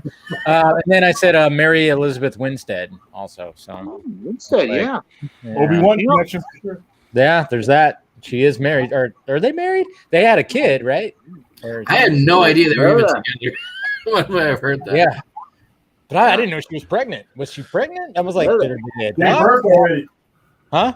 She gave birth already. Yeah. I didn't even know she was pregnant. Yeah, his fifth. Just 1 second, guys. I gotta hop off. Okay. Honestly, while I was talking about right, Lane, hold on. Lane's got to take off, so let's say bye to Lane. Hey, Lane, thanks for pleasure, joining, man. Hey, Thank I you, appreciate guys. it. Appreciate the support. All right, talk to you soon. Yeah. So while I was on the topic of the Magnificent Seven casting, like, okay, we have Anne Hathaway as Yul Brynner, as the Yul Brynner character. We have I've never seen the classic Magnificent Seven. Is he the lead? Yeah. Okay. J-Lo. And we have like Jennifer Lawrence as the Steve McQueen character. And I could so see Mary Elizabeth Winstead as the James Corbin character, like the silent type that's a great shot. Yeah. Speaking of Steve McQueen, I think like a couple months ago I watched the original Blob. It's so funny because he's playing a 17-year-old and he looks like he's 35. It's like Yeah. How old was he actually when he made it? I think he was like 29. I think he was almost 30. Like he was up there. Yeah, I think I looked it up and he was like either 29 or like 30 or something like that. It was that movie was 1958 too. So yeah, exactly. It's just I just was watching it and I'm going, because I remember watching it, as a kid. My dad was like, he was all into like the old monster movies, and I'm watching it and I'm going, I'm like, wait a minute, why does all the people keep calling him kid? They look like the damn same age. Like he's the same age as the cop and what the hell? And then I just realized that, oh wow, he's playing a high school student. And then it's like, wow, man. But whatever. How you doing, fella? Is that actually scary? The Blob? Oh, the original one? No, not the really. Second one is terrifying. Fucking A. The 80s one with not Jacob Dylan. Matt Dillon's brother. I forgot his name. Whatever his name is. Dean Smith was in that one. Yeah, no, that one's terrifying. Even though, there's like, they the telephone booth scene. The telephone booth scene. Oh man. Well, just maybe like that one to my scare-a-thon for October. Oh yeah, it's just that one shot where like he looks up and it literally like it's on the ceiling. He looks up and it just jumps down on him, and then his chick like walks in and he's just like being like sucked in the thing, and it's terrifying. It was like, I think it was even the poster. I remember seeing the poster as a kid, going to the video store, and I would just be like, I was never gonna watch that movie because it's just when the bodies are disintegrating on the window of the telephone booth as he crushes her. Mm-hmm. She's looking for Herb, and she finally sees him floating by and getting disintegrated and digested. Yeah, that movie was nasty. Ah, dude. They just don't make them like that anymore, don't they? Like The Thing. Jesus Christ. They just really don't make them like that anymore. There's an aesthetic and a vibe that they always had, that those movies had. But freaking Darren said Rosie O'Donnell, the Whoopi Goldberg would be perfect. Shut up. He could be a Jedi Master. You never know what he's saying. Yeah. It's gonna be interesting though when we hear his cast. He's not gonna film until next year. Sadly, Horse Latitudes is not gonna be happening for a bit because of COVID still. But it gives him plenty of time to prepare for this one for sure. But yeah. Yeah, but when it comes to Horse Latitudes, it's not going to happen. Apparently, COVID, because I think he was going to shoot it in South America, and it's still bad down there. So they got new strains down there. It's not going to get better down there. Unfortunately, not for a while. Are they not getting the vaccine rollout very well down there? Not quick enough for the variants to not spread and basically put a strain on their entire system. Yeesh. It's just not good. Based on like the theory, like my theory and Chris' theory, that it was that as when it was supposed to be a Star Wars film, it was like set, after Revenge of the Sith, before the original trilogy, and the idea being that the woman like putting together the team would have been Ahsoka. On that note, Rosario Dawson. But she's like in everything. I just thought of one for another option, Dave. Huh. Anna Kendrick. Ooh, interesting. I like it. Hey, Anna Kendrick, I love it. She's a great actress, but she really hasn't done much action stuff. But I think she's another one who would just dive into it. Yeah, Rebel Wilson. And we're just gonna start naming. Pitch Perfect. Yeah, Pitch Perfect. Haley Steinfeld. Haley Steinfeld. I mean, I would not knock that at all because. Well, right now, Haley's gonna be. Actually, just recently watched the first Pitch Perfect movie. Yeah, it's not bad. It's a good movie. Right, I have not watched 1 second of that franchise. That is a chick flick all the way, man. Well, like Haley's going to be he's in the Hawkeye show, like being mentored by Hawkeye. So yeah. So we'll see her action chops, I guess. She hasn't really been in action. Well, no, she was in Bumblebee, I guess. Yeah. The Bumblebee was so run by the numbers. I mean, she was great. It's fine. But it was just E.T. with Transformers. I mean, that's essentially what it was. I don't know. I remember when that came out and everybody was raving about it. And I was like, all right, cool. Let's see. And the only real scene that I liked was the fucking beginning in Cybertron. Like, that was like, can I get the whole movie Can we get that whole thing? The thing that Bumblebee, it had a lot more heart to it than any of the other Transformers. So it had, I think that's what people latched on to. And I mean, it's a smaller story. But I mean, but at the same time, why not a whole movie just on Cybertron?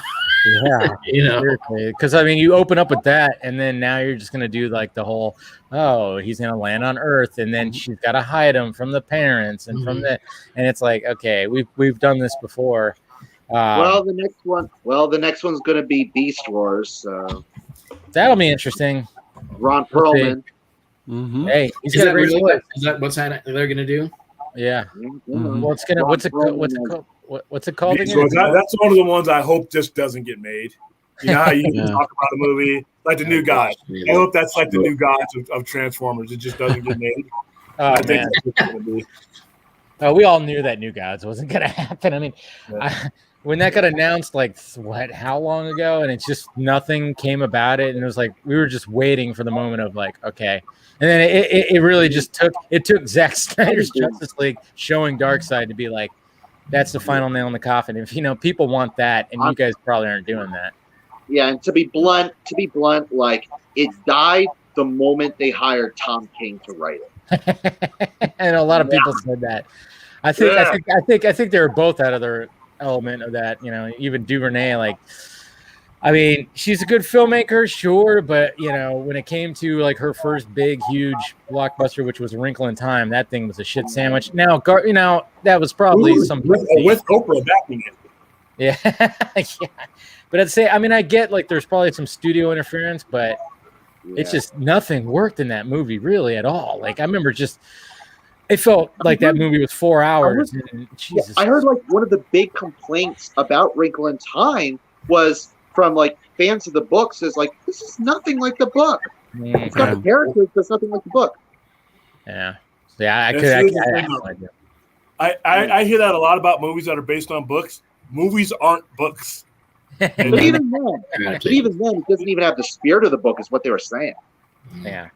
I feel I said, my favorite movie is based on a book that I would rather be kicked in the balls than read again. And that's Blade. Movies are not books. Books do not translate all the time. Again, all you need to keep is the spirit of the book if the book is good. But if I'm the other 97% who's never going to read the book, what's the spirit of the book mean to me? Jackson, Lord of the Rings. You think people are going to go read Dune before they go see the movie? Hell no. Yeah, I am. I'm one of those. I am. I'm 90 pages in. You and about 8 other people are going to read that thick ass book that can literally stop a missile. You can join the other 3% that can catch that spirit of that book. Nobody else is reading that book. They're going to go see Zendaya and all these other people in there, and that's why they're going to see that movie. Nobody cares about the but Lord of the Rings had its legion of fans before the movies came out. Right. I mean, that was out forever. Yeah. Yeah, that was a different. Okay, great. 100, 200-year-old. Okay, that's awesome. And guess what? Godfather. Most of the people I know that have ever seen The Godfather. Oh, that book is also You Could Stop a Bullet. Will never read Mario Puzo's book. Never. So the spirit of the book means nothing to most people who are going to see. Sure. Well, and one of the things too is like when you read a book, you're playing a movie in your brain, and then when you watch a movie, you're watching somebody else's movie. You're not watching your movie. So I think that always, anytime that's what I'm paying for. Yeah. I'm paying for that. Like it's always an interesting thing. Like, it really just underlines how great Peter Jackson was, because the general response that I've heard from like people who loved the books said, this isn't just what I read from the book; it's better. I remember because I can remember watching when I went to see Fellowship of the Ring in theaters. I had just finished reading the first book like 2 or 3 days prior. So the book was really fresh in my mind. And I walked out of that theater thinking that is the closest book to film adaptation I've ever seen. So Jackson really did it. Now I will say that primary example of people not caring about books for the most part, the normal Game of Thrones. Yeah. Game of Thrones. Most of the people who set eyes on Game of Thrones didn't even know that it was in a book. Mm-hmm. Yeah. I started reading the book series after like 2 seasons into the show. Yeah, I mean, and then, like I said, and then when we went away from the books, there's a lot of stuff that they different from. Most people are not reading these novels, especially in this generation, the generation of everything. The spirit of the book. That's great. Back when there were bookstores and stuff like that, and pages. You just gotta find a good balance, because you want to get everybody to watch the thing. You want to get the people that love the book, but you also want to get the general audience that's not even going to touch it, not even going to know it's a book. I mean, I think there's just like a balance that you have to have. Like one of the movies I'm thinking of, Fight Club. I mean, that was based on a book. I've read the book, saw the movie. It's arranged differently. I mean, obviously the book like kind of jumps a lot, kind of jumps all over the place. The movie had to be a little more linear. I mean, obviously it starts off at the end and then it builds up back to it. But I think David Fincher did a great job with getting to the core of what that, what the theme of the book was actually supposed to be. It's not about the Fight Club. Well, he used it in the screenplay, but I don't know if you can do a balance, because I think the overwhelming swing has to be towards the general audience, who most likely will never pick up this stuff. Now, you can be inspired from it, and that's be your framework, but like I said, some of your biggest stuff outside of Lord of the Rings, outside of which has special circumstances, but like I said, the majority of the stuff that's based on books, when they're making these movies, they're not appealing to the book reader. They're appealing to the general audience they figure is never going to pick up these books. To your point, William, the biggest example of that is Jurassic Park. And because I forget where I heard this sometime this week, but like some podcast I was listening to mentioned the fact that like the book is actually kind of R-rated, like, because it's gory. Like the Jurassic Park book, like in the movie, the scene when Nedry gets eaten by the I forget the name of it, the dinosaur that spits out the venom. Oh yeah. Like the book, it describes it like cutting open his stomach and him feeling his intestines. Yeah. So they really made it. So William, to your point, they really had to make it general audience PG-13. And they obviously condensed the story quite a bit. Again, but it did it really well. So again, that's like the balance. It's like you're keeping the essence of like, okay, so it's gonna be, you're gonna have like the major, like, you're gonna have the characters, you're gonna have the themes and stuff. But I mean, going to comic books though, I mean, obviously everybody always talks about source material, and when they deviate from the source material like they recently did, I don't know. When it comes to Taskmaster, I think a lot of people already know, like, it's not source material. That's for damn sure. Well, listen, the Infinity Saga. Yeah, Infinity Saga. Thanos is an idiot, but yet he was made to look like basically the end boss of every video game. I mean, the idiot loses the Infinity Gauntlet at the end of his story arc by just leaving it there as he joins with Eternity and lets the half-dead, half-burnt granddaughter that for some reason he decides to keep walking around with him while he's on his quest, picks up the damn glove and undoes everything. So if you want to go by source material, most of the comic book characters that they pump up to be, this or that are usually boneheaded characters that end up getting beat. Hell, Thanos got arrested, put in cuffs after he got knocked off his little helicopter. So I will say this, like to in some ways, like concede to William's point, like there are certain movies that are based on books where the book is or just not nearly as good. Like there was The Verdict, there was Double Indemnity, and but there are instances where the Dracula film that is truest to the book is the one that Francis Ford Coppola directed, the one with Keanu Reeves as a Jonathan. So now I love that film, but but Keanu Reeves was not good. He was horrible in that movie. Jesus Christ, he was still in his doesn't know how to act phase. Yeah, I mean he pulled off Ted, obviously. I just watched Speed again last night. So so good. I mean, I fucking love that movie. Yeah. Which is why I was saying, like, way back, like when we were talking, when you were talking about Zack Snyder like possibly doing a Dracula film for Netflix, and we were talking about, hey, maybe Henry Cavill is like, I would cast Henry as Jonathan, because let's be honest, he would be a lot better than Keanu Reeves. Yeah, that was very interesting when that rumor came out. Who dropped that rumor? I forgot. Who got discovered? Probably. No, I think it was somebody dropped. I forgot who dropped it, but yeah, there was that rumor that they wanted him for a Dracula movie, and I was like, and I literally just asked the dude. I was like, "Is this true?" And he goes, "First time I'm hearing about it." I'm like, "Well, there you go." But then he did say, like, "Hey, if I were gonna do it, I might do it like a Draculina, like a Lady Dracula, and it'd be Anne Hathaway." Again, he said Anne Hathaway. He's all. Well, maybe I would approach it differently and have like that, and then have Anne Hathaway. I was like, interesting. Huh. So I guess he gave it some kind of thought when he heard about it, but I don't know. That guy. Where was I going with this? Going back to Speed, man. I mean, it was. I forgot what I was. I forgot what I was listening. I think I was listening to Zaki's podcast, and him and his partner were talking about how in the '90s they had like that everything was Die Hard on something, like Die Hard on a bus, Die Hard on a plane. Everything was like 57. Con Air, baby. Yeah, it was just like everything was all considered like you compared it to Die Hard. And I mean that is very true. I mean, you watch those action movies, but they're all so great though. And then it's just you just love them so much. It's like the '80s was aliens and monsters. Everything was copying slashers or aliens. That's what every horror movie in the mid '80s was slashers or aliens. Yeah, and, I was fine. That was all I needed. Nothing Especially when it came to VHS. Oh, dude, there's so many B movies that were being copied of Alien, Ridley Scott Alien, that I just ate up, man, because there was just nothing else to do, and we only had 3 channels at that time: ABC, NBC, and CBS. So you needed more stuff, Yeah, you did. That's why, it's what Blockbuster would be filled with these movies that you'd never heard of, and you still buy Blockbuster. And, Extra. Yeah, Alien Conquest.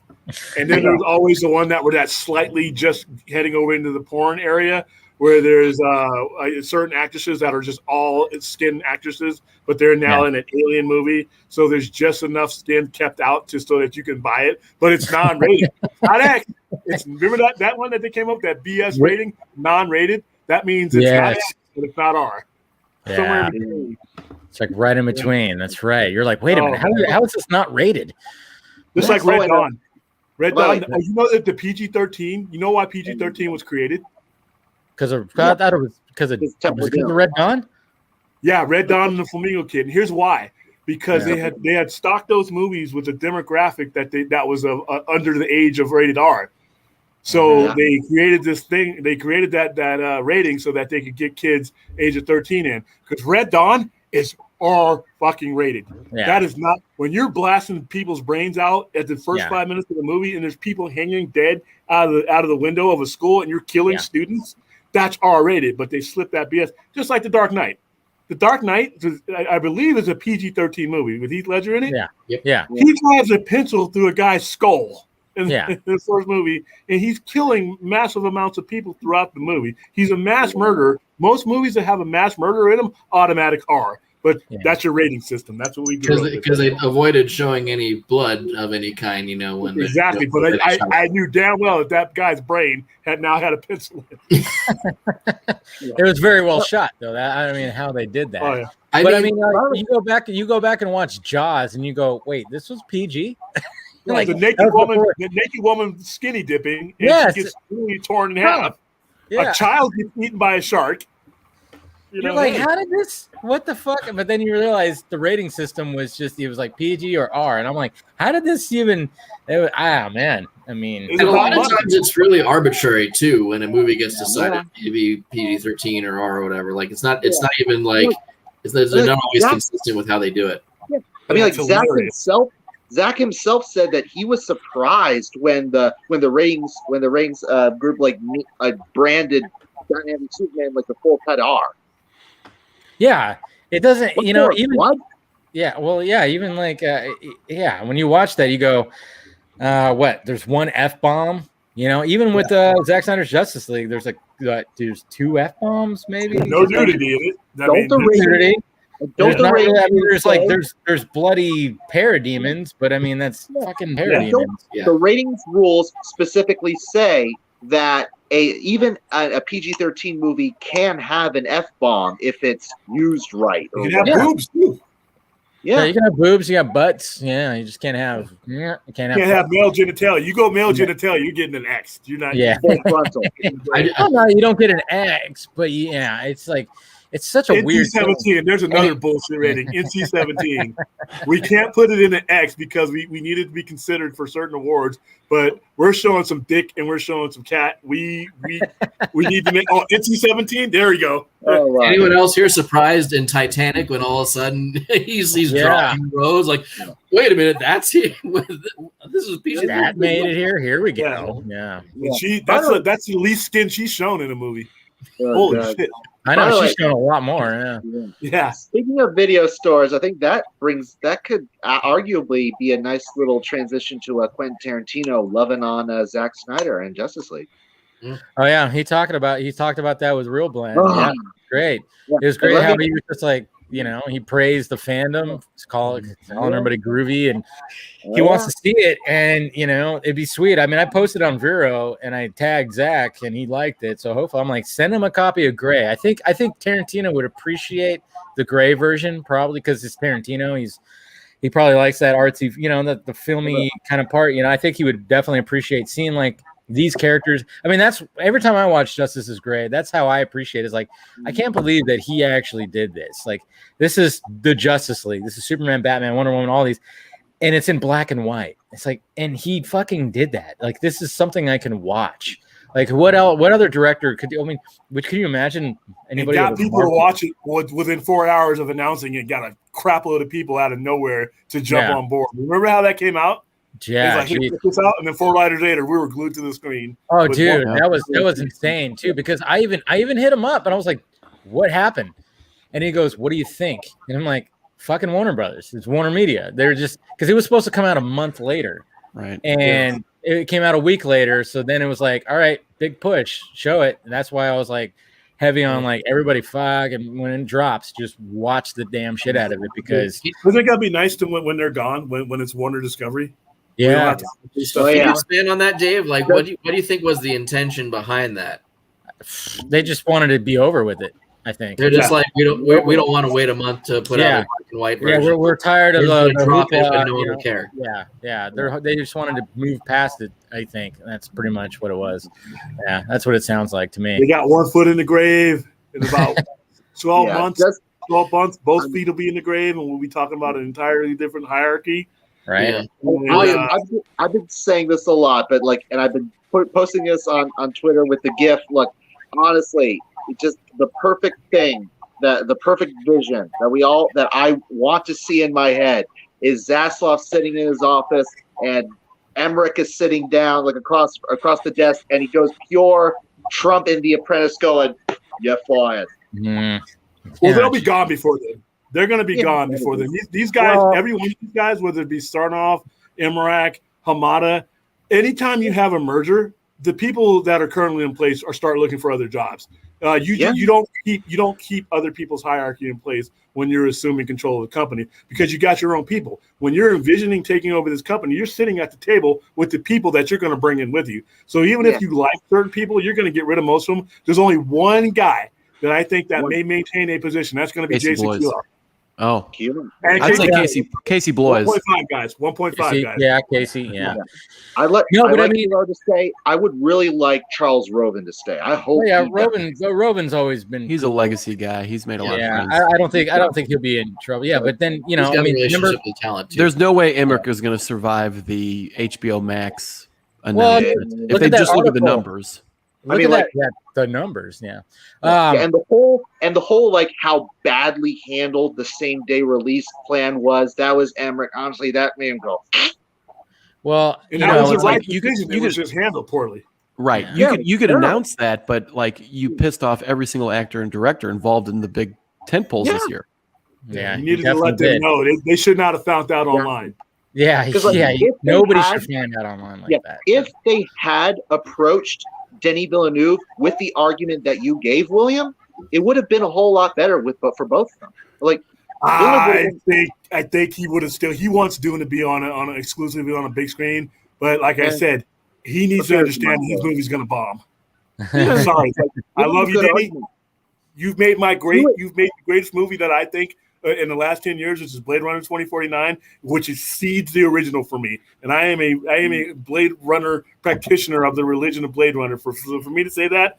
But guess what? Blade Runner 2049 originally bombed. It's made its money back in other formats, but it originally bombed. And now he's going to have back-to-back movies that are going to bomb, and it's going to be bad, But I feel like the way to go now, is the way Netflix did The Irishman. Do a limited release in theaters and then boom, put it on Netflix. I agree. Yeah, but he doesn't want on Zaslav. I'm still trying to get a sense of what he's like. Yeah. See, that's the thing. Okay, so now we've been burned. We've been burned so many times. Honestly, so we're damaged goods now, guys, because it's like when Ann Sarnoff came in, we're like, oh, she's gonna be the one. Hamada herself. Yeah, and Sarnoff herself, when Sarnoff came in, she was saying, "Hey, we want to repair our, we want to be like good with the filmmakers and be on their side." And no, she guess not. And then with Zaslav, he's saying, "Hey, you know what? We want to repair our deals, our connection with the filmmakers." So here's a big difference between hearing it from Zaslav and other people who've let us down: is Zaslav is coming in with a formula that has worked, and he's basically going to institute a formula that has worked for his networks and apply that to Warner Media. These other guys, you can't expect much from old Hollywood. All these people that we've always mentioned come from old Hollywood, and they see things through the old Hollywood way. But we're now in the 2021 streaming era. So we need people that are going to come in. And that's why I think Keelar might keep his job and Blois. These are guys who think on a streaming level. So this might be different than the other ones that have let us down before. See, what's interesting about Keelar is like the fact that I think he always had that intention. And I think he had a lot, he did have an aid into, of course, getting the Snyder Cut out there, but he was also backed into a corner too by a big major studio, and that's the bad part is you still have that old guard that still it's almost like a mob thing. I mean, they probably showed up. Like the union, it's like the docks. You better work for us, or we're going to break your knees. Exactly. I think that's what happened. I mean, and according to some of the people I talked to, that is what happened. Like he was going to be that savior, but he got too much pressure and back. I'd be really interested to hear the behind the scenes of the power play that Emmerich took over and Greenblatt and the other producer that was responsible for the Snyder Cut with Keelar, that they forced those two guys out and Emmerich ended up taking over basically all of Warner and HBO Max. I wonder how much of that was the decision made by the AT&T guy, Stanky, because we all think that Stanky was the good guy, but he was the one in power. He's the one that's above all of them. Yeah. Well, the rollout was bad. Those guys got fired because the overall rollout of HBO was bad. They didn't get fired, but they really didn't. The overall rollout for HBO with the international release and everything not being ready and not having their properties lined up to rotate in and out. That was something that most of those guys were in charge of. And if you look, most of those guys are gone. If anybody who's put HBO Max really in a good path, it was Kalar, because he took some risk that a lot of people, old Hollywood people, would not have done. They would have yielded to guys like directors saying, "Oh no, we have to exclusively put this in a theater," but we're in a pandemic, and you just can't let things dry up and die until it was safe to go back into a theater. And just like how Zaslav, of course, is for Discovery, Kilar was Hulu. He created Hulu. Yeah, he founded Hulu. Yeah. He founded Hulu. So that's why I think he's going to stick around. That's why, because he's on the same wavelength as Zaslav.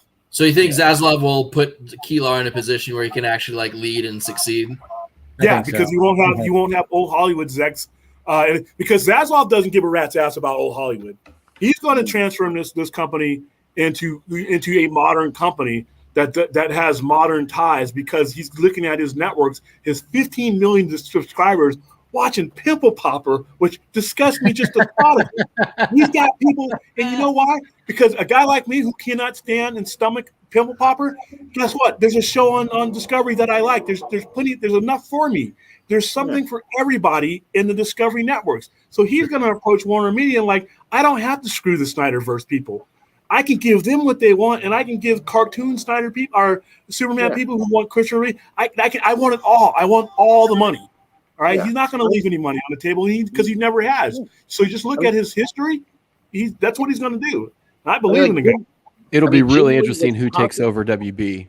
Yeah. I said, look, if Charles Roven is going to stay, I think he would be ideal. But I bet you it'd be Robinoff. Robinoff would take over. Robinoff or Alan Horn. But I think Robinoff could, because he kind of got screwed out of the job. Yeah. Oh, yeah. Give Horn Emmerich's position, but Horn's right now with Disney. I think he's making money over there, so I don't know if you want to. I think he was close to retirement, and he's planning on retiring. Horn's going to go back in retirement, but bringing back Robinoff would be a good. He's the one that built your framework for all these guys, all these connect. He got Zack Snyder in, so Chris Nolan.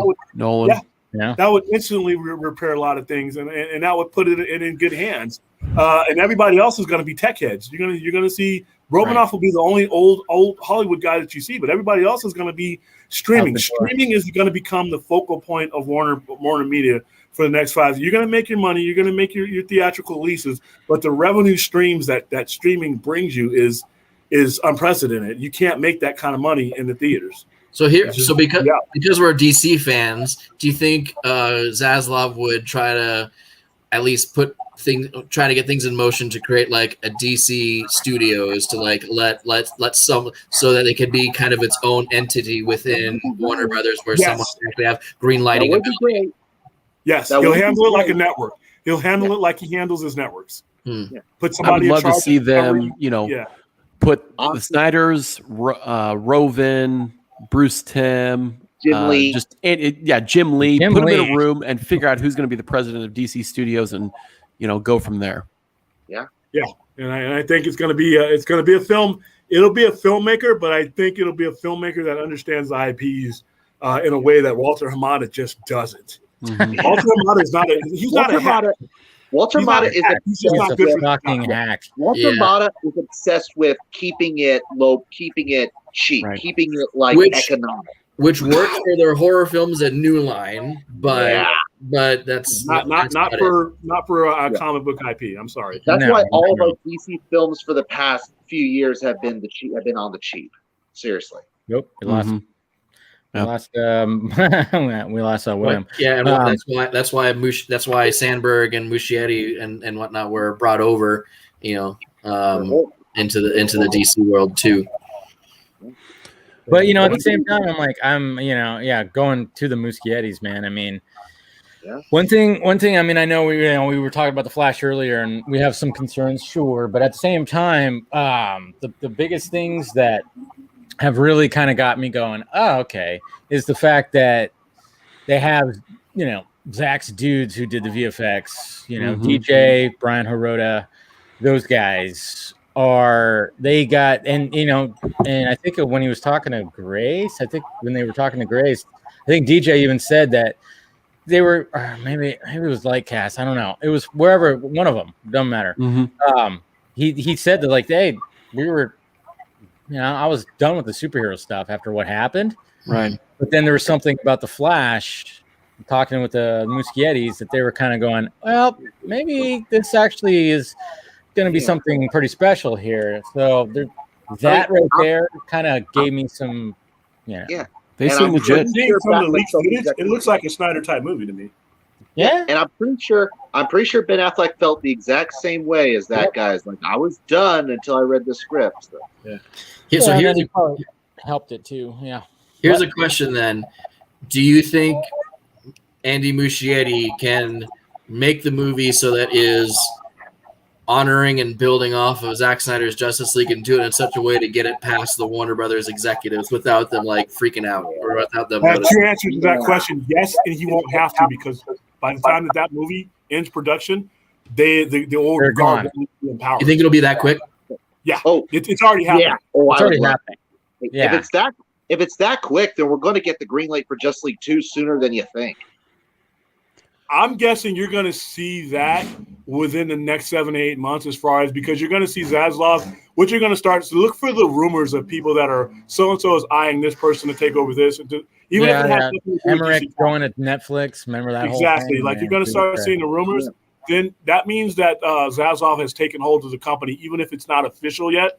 He's going to start moving his people in position. And I don't – this guy's about money and success. And there's no way he's going to look at what the Snyder versus Gunn and turn away from it.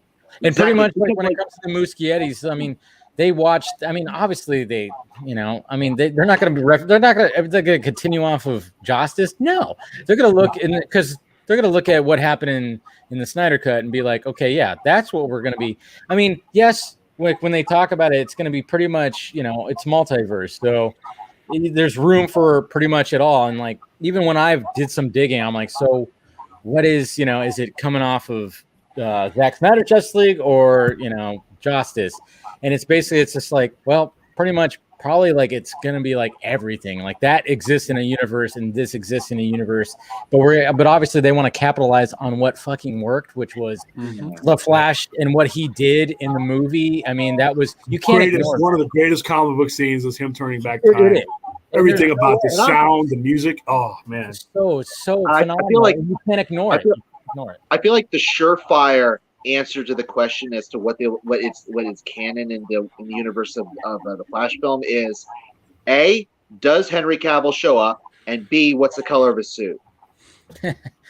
That's going to be an interesting one, because by the way, stop using multiverse. I need the DC. If you talk to Zach. Hey, anybody you can talk to with a warrant, stop using the word multiverse. Use Elseworlds. The term multiverse is about to get ran into the ground by Marvel over the next 2.5 years. There's no positive. Didn't Zach use an Elseworlds at one point? He used it. Yes, he mentioned that at Justice Con. Honestly, the Joker film is an Elseworlds, obviously. Yep. Sounds like the Batman.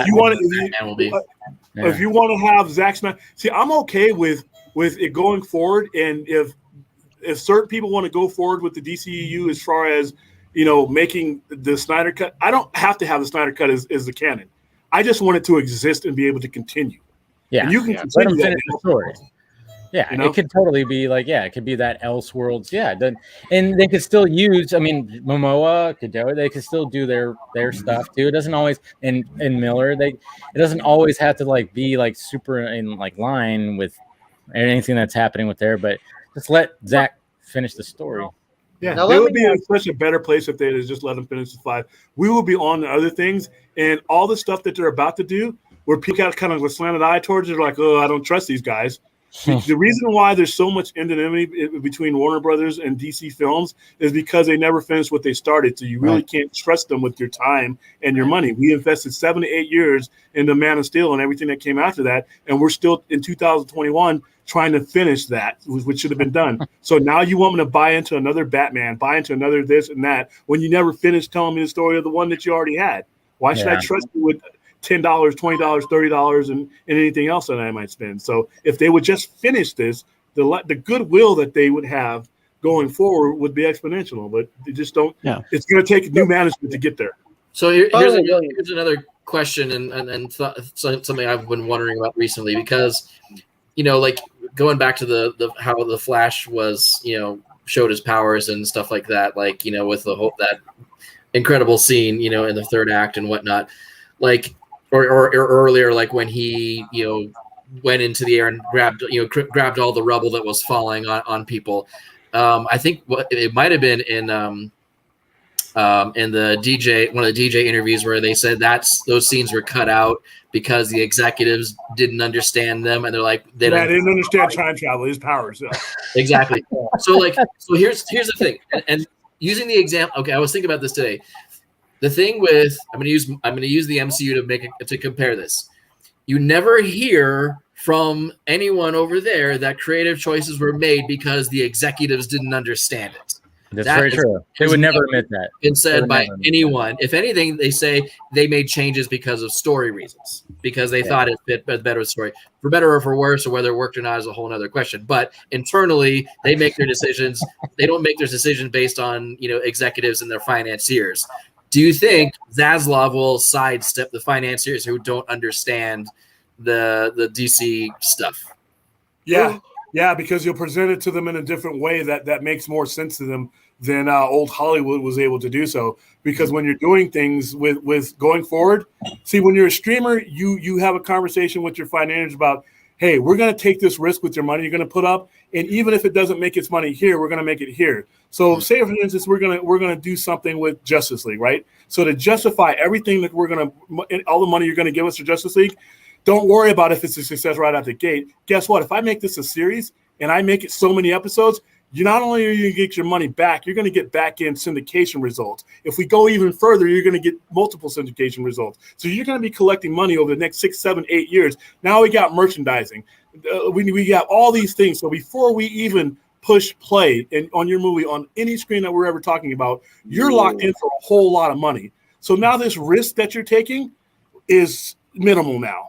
Yeah. And that's what a streamer, that's the difference between a streamer who has all these platforms to blast things out and get leverage on than an old Hollywood guy can't, because old Hollywood is only thinking, if I don't make my movie at the box office, my financiers are going to look like me like an idiot and I'm in trouble. Whereas a streamer is like, dude, I got 15 ways to pay you back and another 30 to double your money. So no, I think you'll sidestep them. Yeah. William, if I can ask, like you said a bit ago that you really think that the transition and Zaslav, taking the mail, cleaning things out is going to happen a lot sooner than we think, and it'll probably maybe happen during production of Flash. On that note, what are the odds that what are the odds that it's going to be soon enough so that Ray Fisher is going to be in Flash after all? It all depends. I think they're further enough into production. I don't know if you can undo that unless you're going to add them in, unless you're going to change your storyline. If you were at a different point in production, like it was in pre-production or something like that, I think they could probably push them in. But also another thing about the Ray Fisher situation is that will a new company want to inherit that nuclear bomb? Because there's a lot attached to the story that will have nothing to do with Zaslav, and you can't expect him to have any desire to come in and fix that broken situation. There's a lot to it that just really he probably is not going to touch that situation. Yeah, maybe not, but I cannot help but look at what Ray said about how these people like Emmerich and all the rest, they lost a dangerous game, and that people in the profession have told me X, Y, and Z. So I can't help wondering, does he mean something? What does he mean exactly? Well, they're done. They're gone. Those people are gone. Yeah. Right now, they're while we're on this screen, they're interviewing. They're doing Zoom interviews for their next job, or they're saying we're a better fit for their next job. And I'm not trying to be funny, but like I said, no merger I've ever seen in my lifetime has ever taken place where people that are that critical in the former way of thinking and that hierarchy ever stayed around.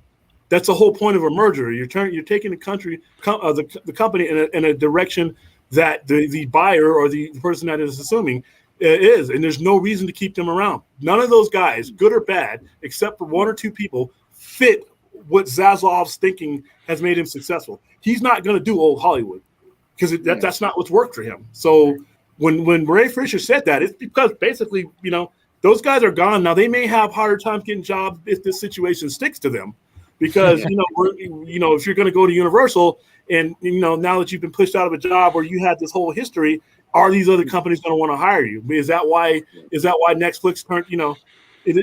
So it's going to be harder to get a job the more public this is. But I don't know if, like I said, Zaslav's probably not going to touch the situation at all, because it's just he's going to inherit something that is very difficult and very intricate. Maybe he may hire Ray Fisher down the line for other things, but as far as hopefully there's another DC film. If it's not a Cyborg solo project, hopefully, I don't know. I mean, I'm in the process of writing my own, just for myself, a Man of Steel solo movie, and Cyborg's in it, to a pretty good extent. So, and I think he has a future in DCEU. I just think right now with the Flash movie being as far in production, it's just going to be Flash really sequel or another movie. I mean, if anything that would happen when it comes to Cyborg, they might try to, if they could get something, I don't know, some kind of surprise where they did something post-credit scene or something like that. Yeah, something like that. Yeah. Something that fits, something in line with what when Ezra Miller he showed up and talked with Grant Gustin. He said, "I told Victor this was hot." Yeah. I would love to see how that turns out, man. Yeah, I mean, if something happened with all this stuff where Cyborg was handling something too, and then all of a sudden something opens up and he just comes walking through it. Hey, there he is, and that'd be pretty sweet. But at the same time, come with me, at some moment like that, get in the car, drive him over. I don't know. Come with me if you want to live, says Cyborg. Because I think with that, they're going to look at this universe and they're going to look at the money. And here's one thing that they're going to do that Warner Brothers wouldn't release or do anything. They're analytical from their whole nature of Discovery. They're analytical. They look at every number. They look at everything. Oh, yeah. And now you're going to have somebody that's going to look at all the real numbers, the ones that we didn't see. They're going to look at the fact that I couldn't get Batman versus Superman, the special edition on Blu-ray, or any of these things that are gone in 2 or 3 hours. They're going to look at the toys that disappear real quick. They're going to look at the streaming, the numbers, the fact that when I'm watching it on March 18th, my damn system crashed when I had a room full of people trying to watch it. They're going to look at those numbers, and they're going to look at them in a purely analytical way. And then they're going to look at the associated content. When I went on to HBO Max, what else did I go on to? I don't watch DC cartoons until I got HBO Max. What other associated content? And they can use those algorithms because they have ways to track it. So the value of Justice League isn't just in the money on anything. It's just in the money. It's did I come to your platform to begin with? Did I stay? And what else did I get on there? Because then I can turn around and say to a financier, say, you know what? It wasn't just about Justice League. Dave Pena went to Justice League. He went to go see Justice League Dark. He went to go watch this. He went to go watch that. He went to 7 or 8 different things right now. So that one customer opens up the door to that kind of leverage. So that's what Zaslav's mindset says going to do, because that's exactly what they need too. Yeah. Exactly what they've done with Discovery.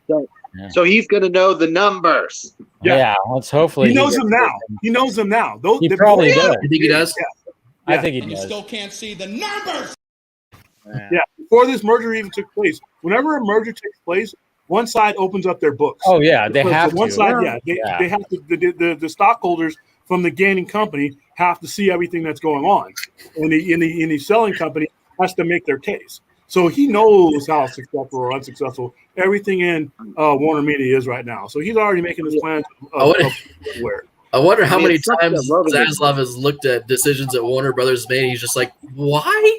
Yeah, I'm sure there's been many. Probably been many. Leaving all that money on the table. Yeah. Oh, I'm sure he's been what are these guys doing? Exactly. Yeah, why did we lose $500 million on Joker? That could have been all our Warner Brothers money, and we end up giving half of our money. Those are decisions that get people fired, man. That makes me laugh so much. And why is Tsujihara constantly over and over and over, when Emmerich over and over and over tell these filmmakers to cut the movies down for more screenings? Each and every time they do that, the movie doesn't. And now with streaming, they won't have to do that. Yeah, that's what's so that good. is no longer a mentality. Good. I'm so happy. Run times are not going to be a problem, like I said. And then more series are coming. That's what's going to be great about it, Yeah. Yes. So in fact, Justice League, any continuation of Justice League, series. I want to see in a series format. I don't want to see more Justice League movies. I want to see series. And if they do it in series format, we are going to see that first episode a lot sooner than we would have seen the movie. Yeah, probably. Yeah. Mm-hmm. Sure. Here's a question for you, Dave, but because you're closer to the man himself. But upon release of all the episodes of the series, do you think he would do some kind of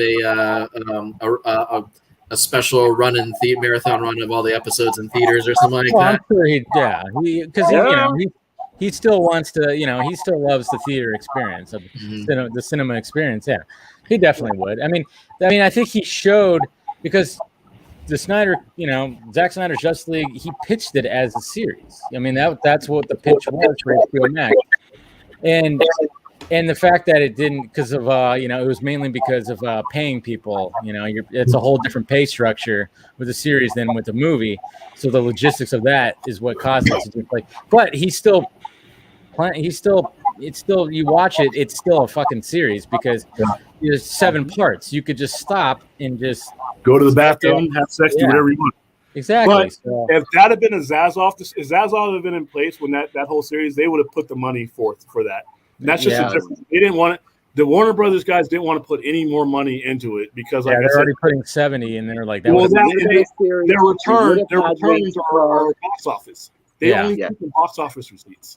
Yeah. So we'd have had Wayne T. Carr. We would have had all of these things that he was planning on filming, but didn't have the ability. You're still going to get them. I believe you are still going to get them. Everything that we it's just on hold, because the streaming people, no streaming person turns down money. Yeah, that's why Netflix will greenlight a frog jumping through a flaming hoop if they think they can get enough people to watch it. All right, that's why Discovery. There's my 90-day wife. There's the stuff on Discovery channels is ridiculous. Yeah. But you know what? They know they have an audience for it. And they look at me like, William, we know Pimple Popper makes you want to throw up everything you've eaten for the last 3 days. We know that discussion, but guess what? I got the first 48, or I got a detective shows that you want to watch. Can Guy Fieri's company cater Zack Snyder's Justice League special screenings? That's what I want to know. Hey, Netflix greenlit the Army universe before Army of the Dead was released. Yep. Yeah. So streamers think differently, and I think that's what's going to be such a shock for people when Discovery does take over. The type of decisions that they make and the quickness that they make them with is going to be different, because we've been used to Warner Brothers Studios this time, and studios make different decisions because they have different things on the line. Different jobs are on the line because of box office. Everything is box office and things that are related to box office. Streaming, you don't have those kind of concerns. So your decision-making process is going to be different. And it's going to be wonderful. They need to create a well-oiled machine that can get, not just the DC stuff, but any kind of productions up and running, and just kind of get a cycle going so they can have regular content dropping without really missing any beats. Which is like, they're just going to adapt that Warner Brother model. Or that Discovery model. They're just going to adapt that. They're just going to move it over, and they're going to be like, this worked here. We think it can work here. Push the button, and you're going to see a bunch of stuff. Some of it might not be all that great. Like I said, there's stuff there's midgets and stuff. There's all kinds of stuff on Discovery Channel. I don't understand, but somebody does. Somebody does, and somebody loves that. So they got the tiny channel, whatever's going on, and all I got to do is keep turning the channel. But eventually, when I'm clicking my remote, I'm going to find some Discovery show that I want to watch. All right, so everybody's going to be pleased. And see what DC did. The current regime is they please one set of people at the exclusion of another. They gave you soft and cuddly superheroes at the expense of Zack Snyder type people, instead of giving both everything. And streaming, you have to keep several demographics and several points of view satisfied month after month after month. So you're going to see a different mentality. I mean, like the man said, fire all your bullets. Wow. Look at this guy pulling out a gun. Well, that's a good spot to end it. It's a good spot to end it now. We got a gun pointed at us now, but Well, he said, what's his name said it was a work of art. So in the Army of the True.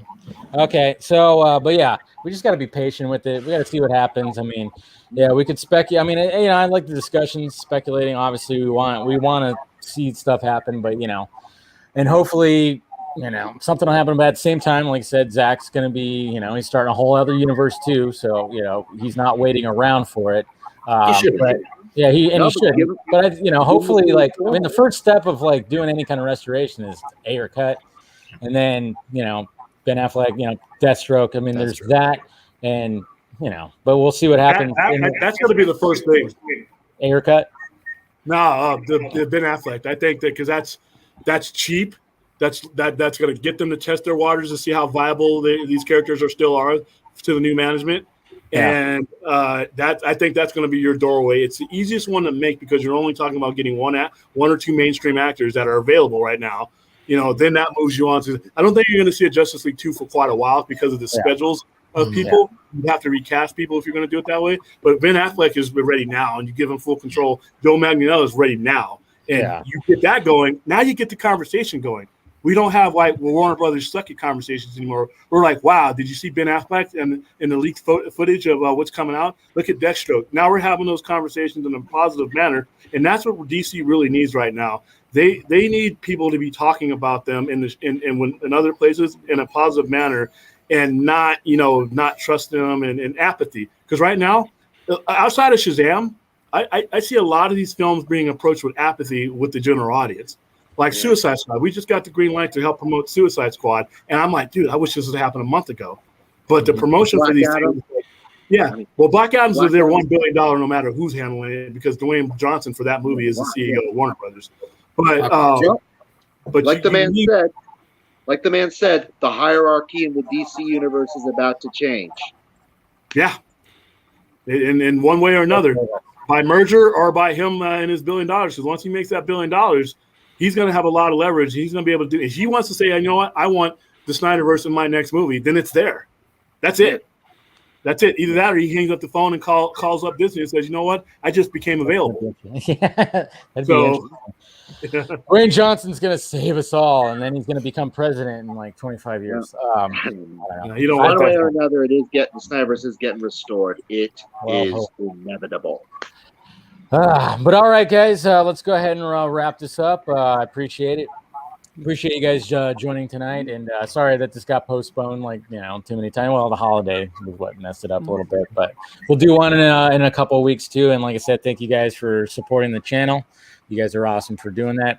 Really appreciate it. I mean, when I do the shows and stuff like that, upgrade all the stuff. It's been a lot of fun. Upgrade. I'm actually gonna shoot something right now, and I'm like anxious to do it. I'm like with the new camera. So is it with the plumber?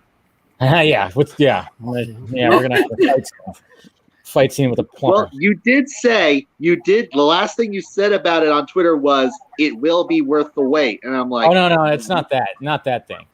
No, that's something for a Vodka stream. How about instead of casual Batman versus Deathstroke, casual Batman versus the plumber? There you go. God. You know what? That'd be funny as hell. I would pay for that. If he shows up again, I should just be all done up. Dude, where are the plumber t-shirts? You should have had plumber t-shirts already. What? Where are the plumber t-shirts? Did you get plumber t-shirts yet? Fix the leak? Or somebody plugged my leak? Right. Oh, jeez. Yeah. Now you're giving me ideas. Somebody manhandled my pipe, and I'm okay with it. Where's the hat? Well, if someone is going to be the plumber, it could show up like this with the mask. There you go. Oh man. Now you're giving me ideas. Now, but give me my 10%. Yeah, there you go. I'll cut you off a piece. Don't worry. No, but the thing I was talking about yesterday, that's going to be a vodka stream thing. So this is just. I mean, you guys you should already know. Look what shirt I'm wearing. Like all I need is a map. Yeah, it's going to be something with him. So, anyways, but like I said, I appreciate you guys, and I always like talking to you too. And William, one of these days I will make it out to Vegas permanently. Got it. Just need to get out of California. As I'm going to California. You're gonna. Oh yeah, that's right. I think you've been saying that stuff. Yeah, but anyways, Eric, Doug, Carrie, and William, thank you guys, and then thank you to Lane for showing up too. And guys, appreciate it. And everybody who joined in too, and everybody who was listening to us, we appreciate it. And we are, of course, now we got people saying that, and just plug in deep in. I like it. Oh my god! Seriously. Well, and again, that just There's reminds me a plunger of, joke somewhere in there. Oh, seriously, the deep end. Yeah, seriously, that just reminds me of the fact that every single one of these streams has been a sausage fest, a bunch of dudes. So seriously, that's my demographic. What can I say? Sooner or later, we're going to show up together, but we're going to do it on stage. And if it's still a sausage fest by then, we might as well go Magic Mike. I don't know. Right? Okay, no, that in that there. Wow, I didn't need Magic Mike images in my head. But I'm making a point. Why don't the ladies show up? Jeez. Male strippers? No. Don't worry. I am not in the kind of shape to look good in that way, and I don't know if I ever will. So don't worry. I can't have these words in my head right now. Oh my Lord! Yeah, it's a good time, Dan. I'm going to have to watch porn to get that out of my head. Oh Lord. Go for it. Go for it. All right. Good way to end. All right, guys. We'll talk to you later. See ya.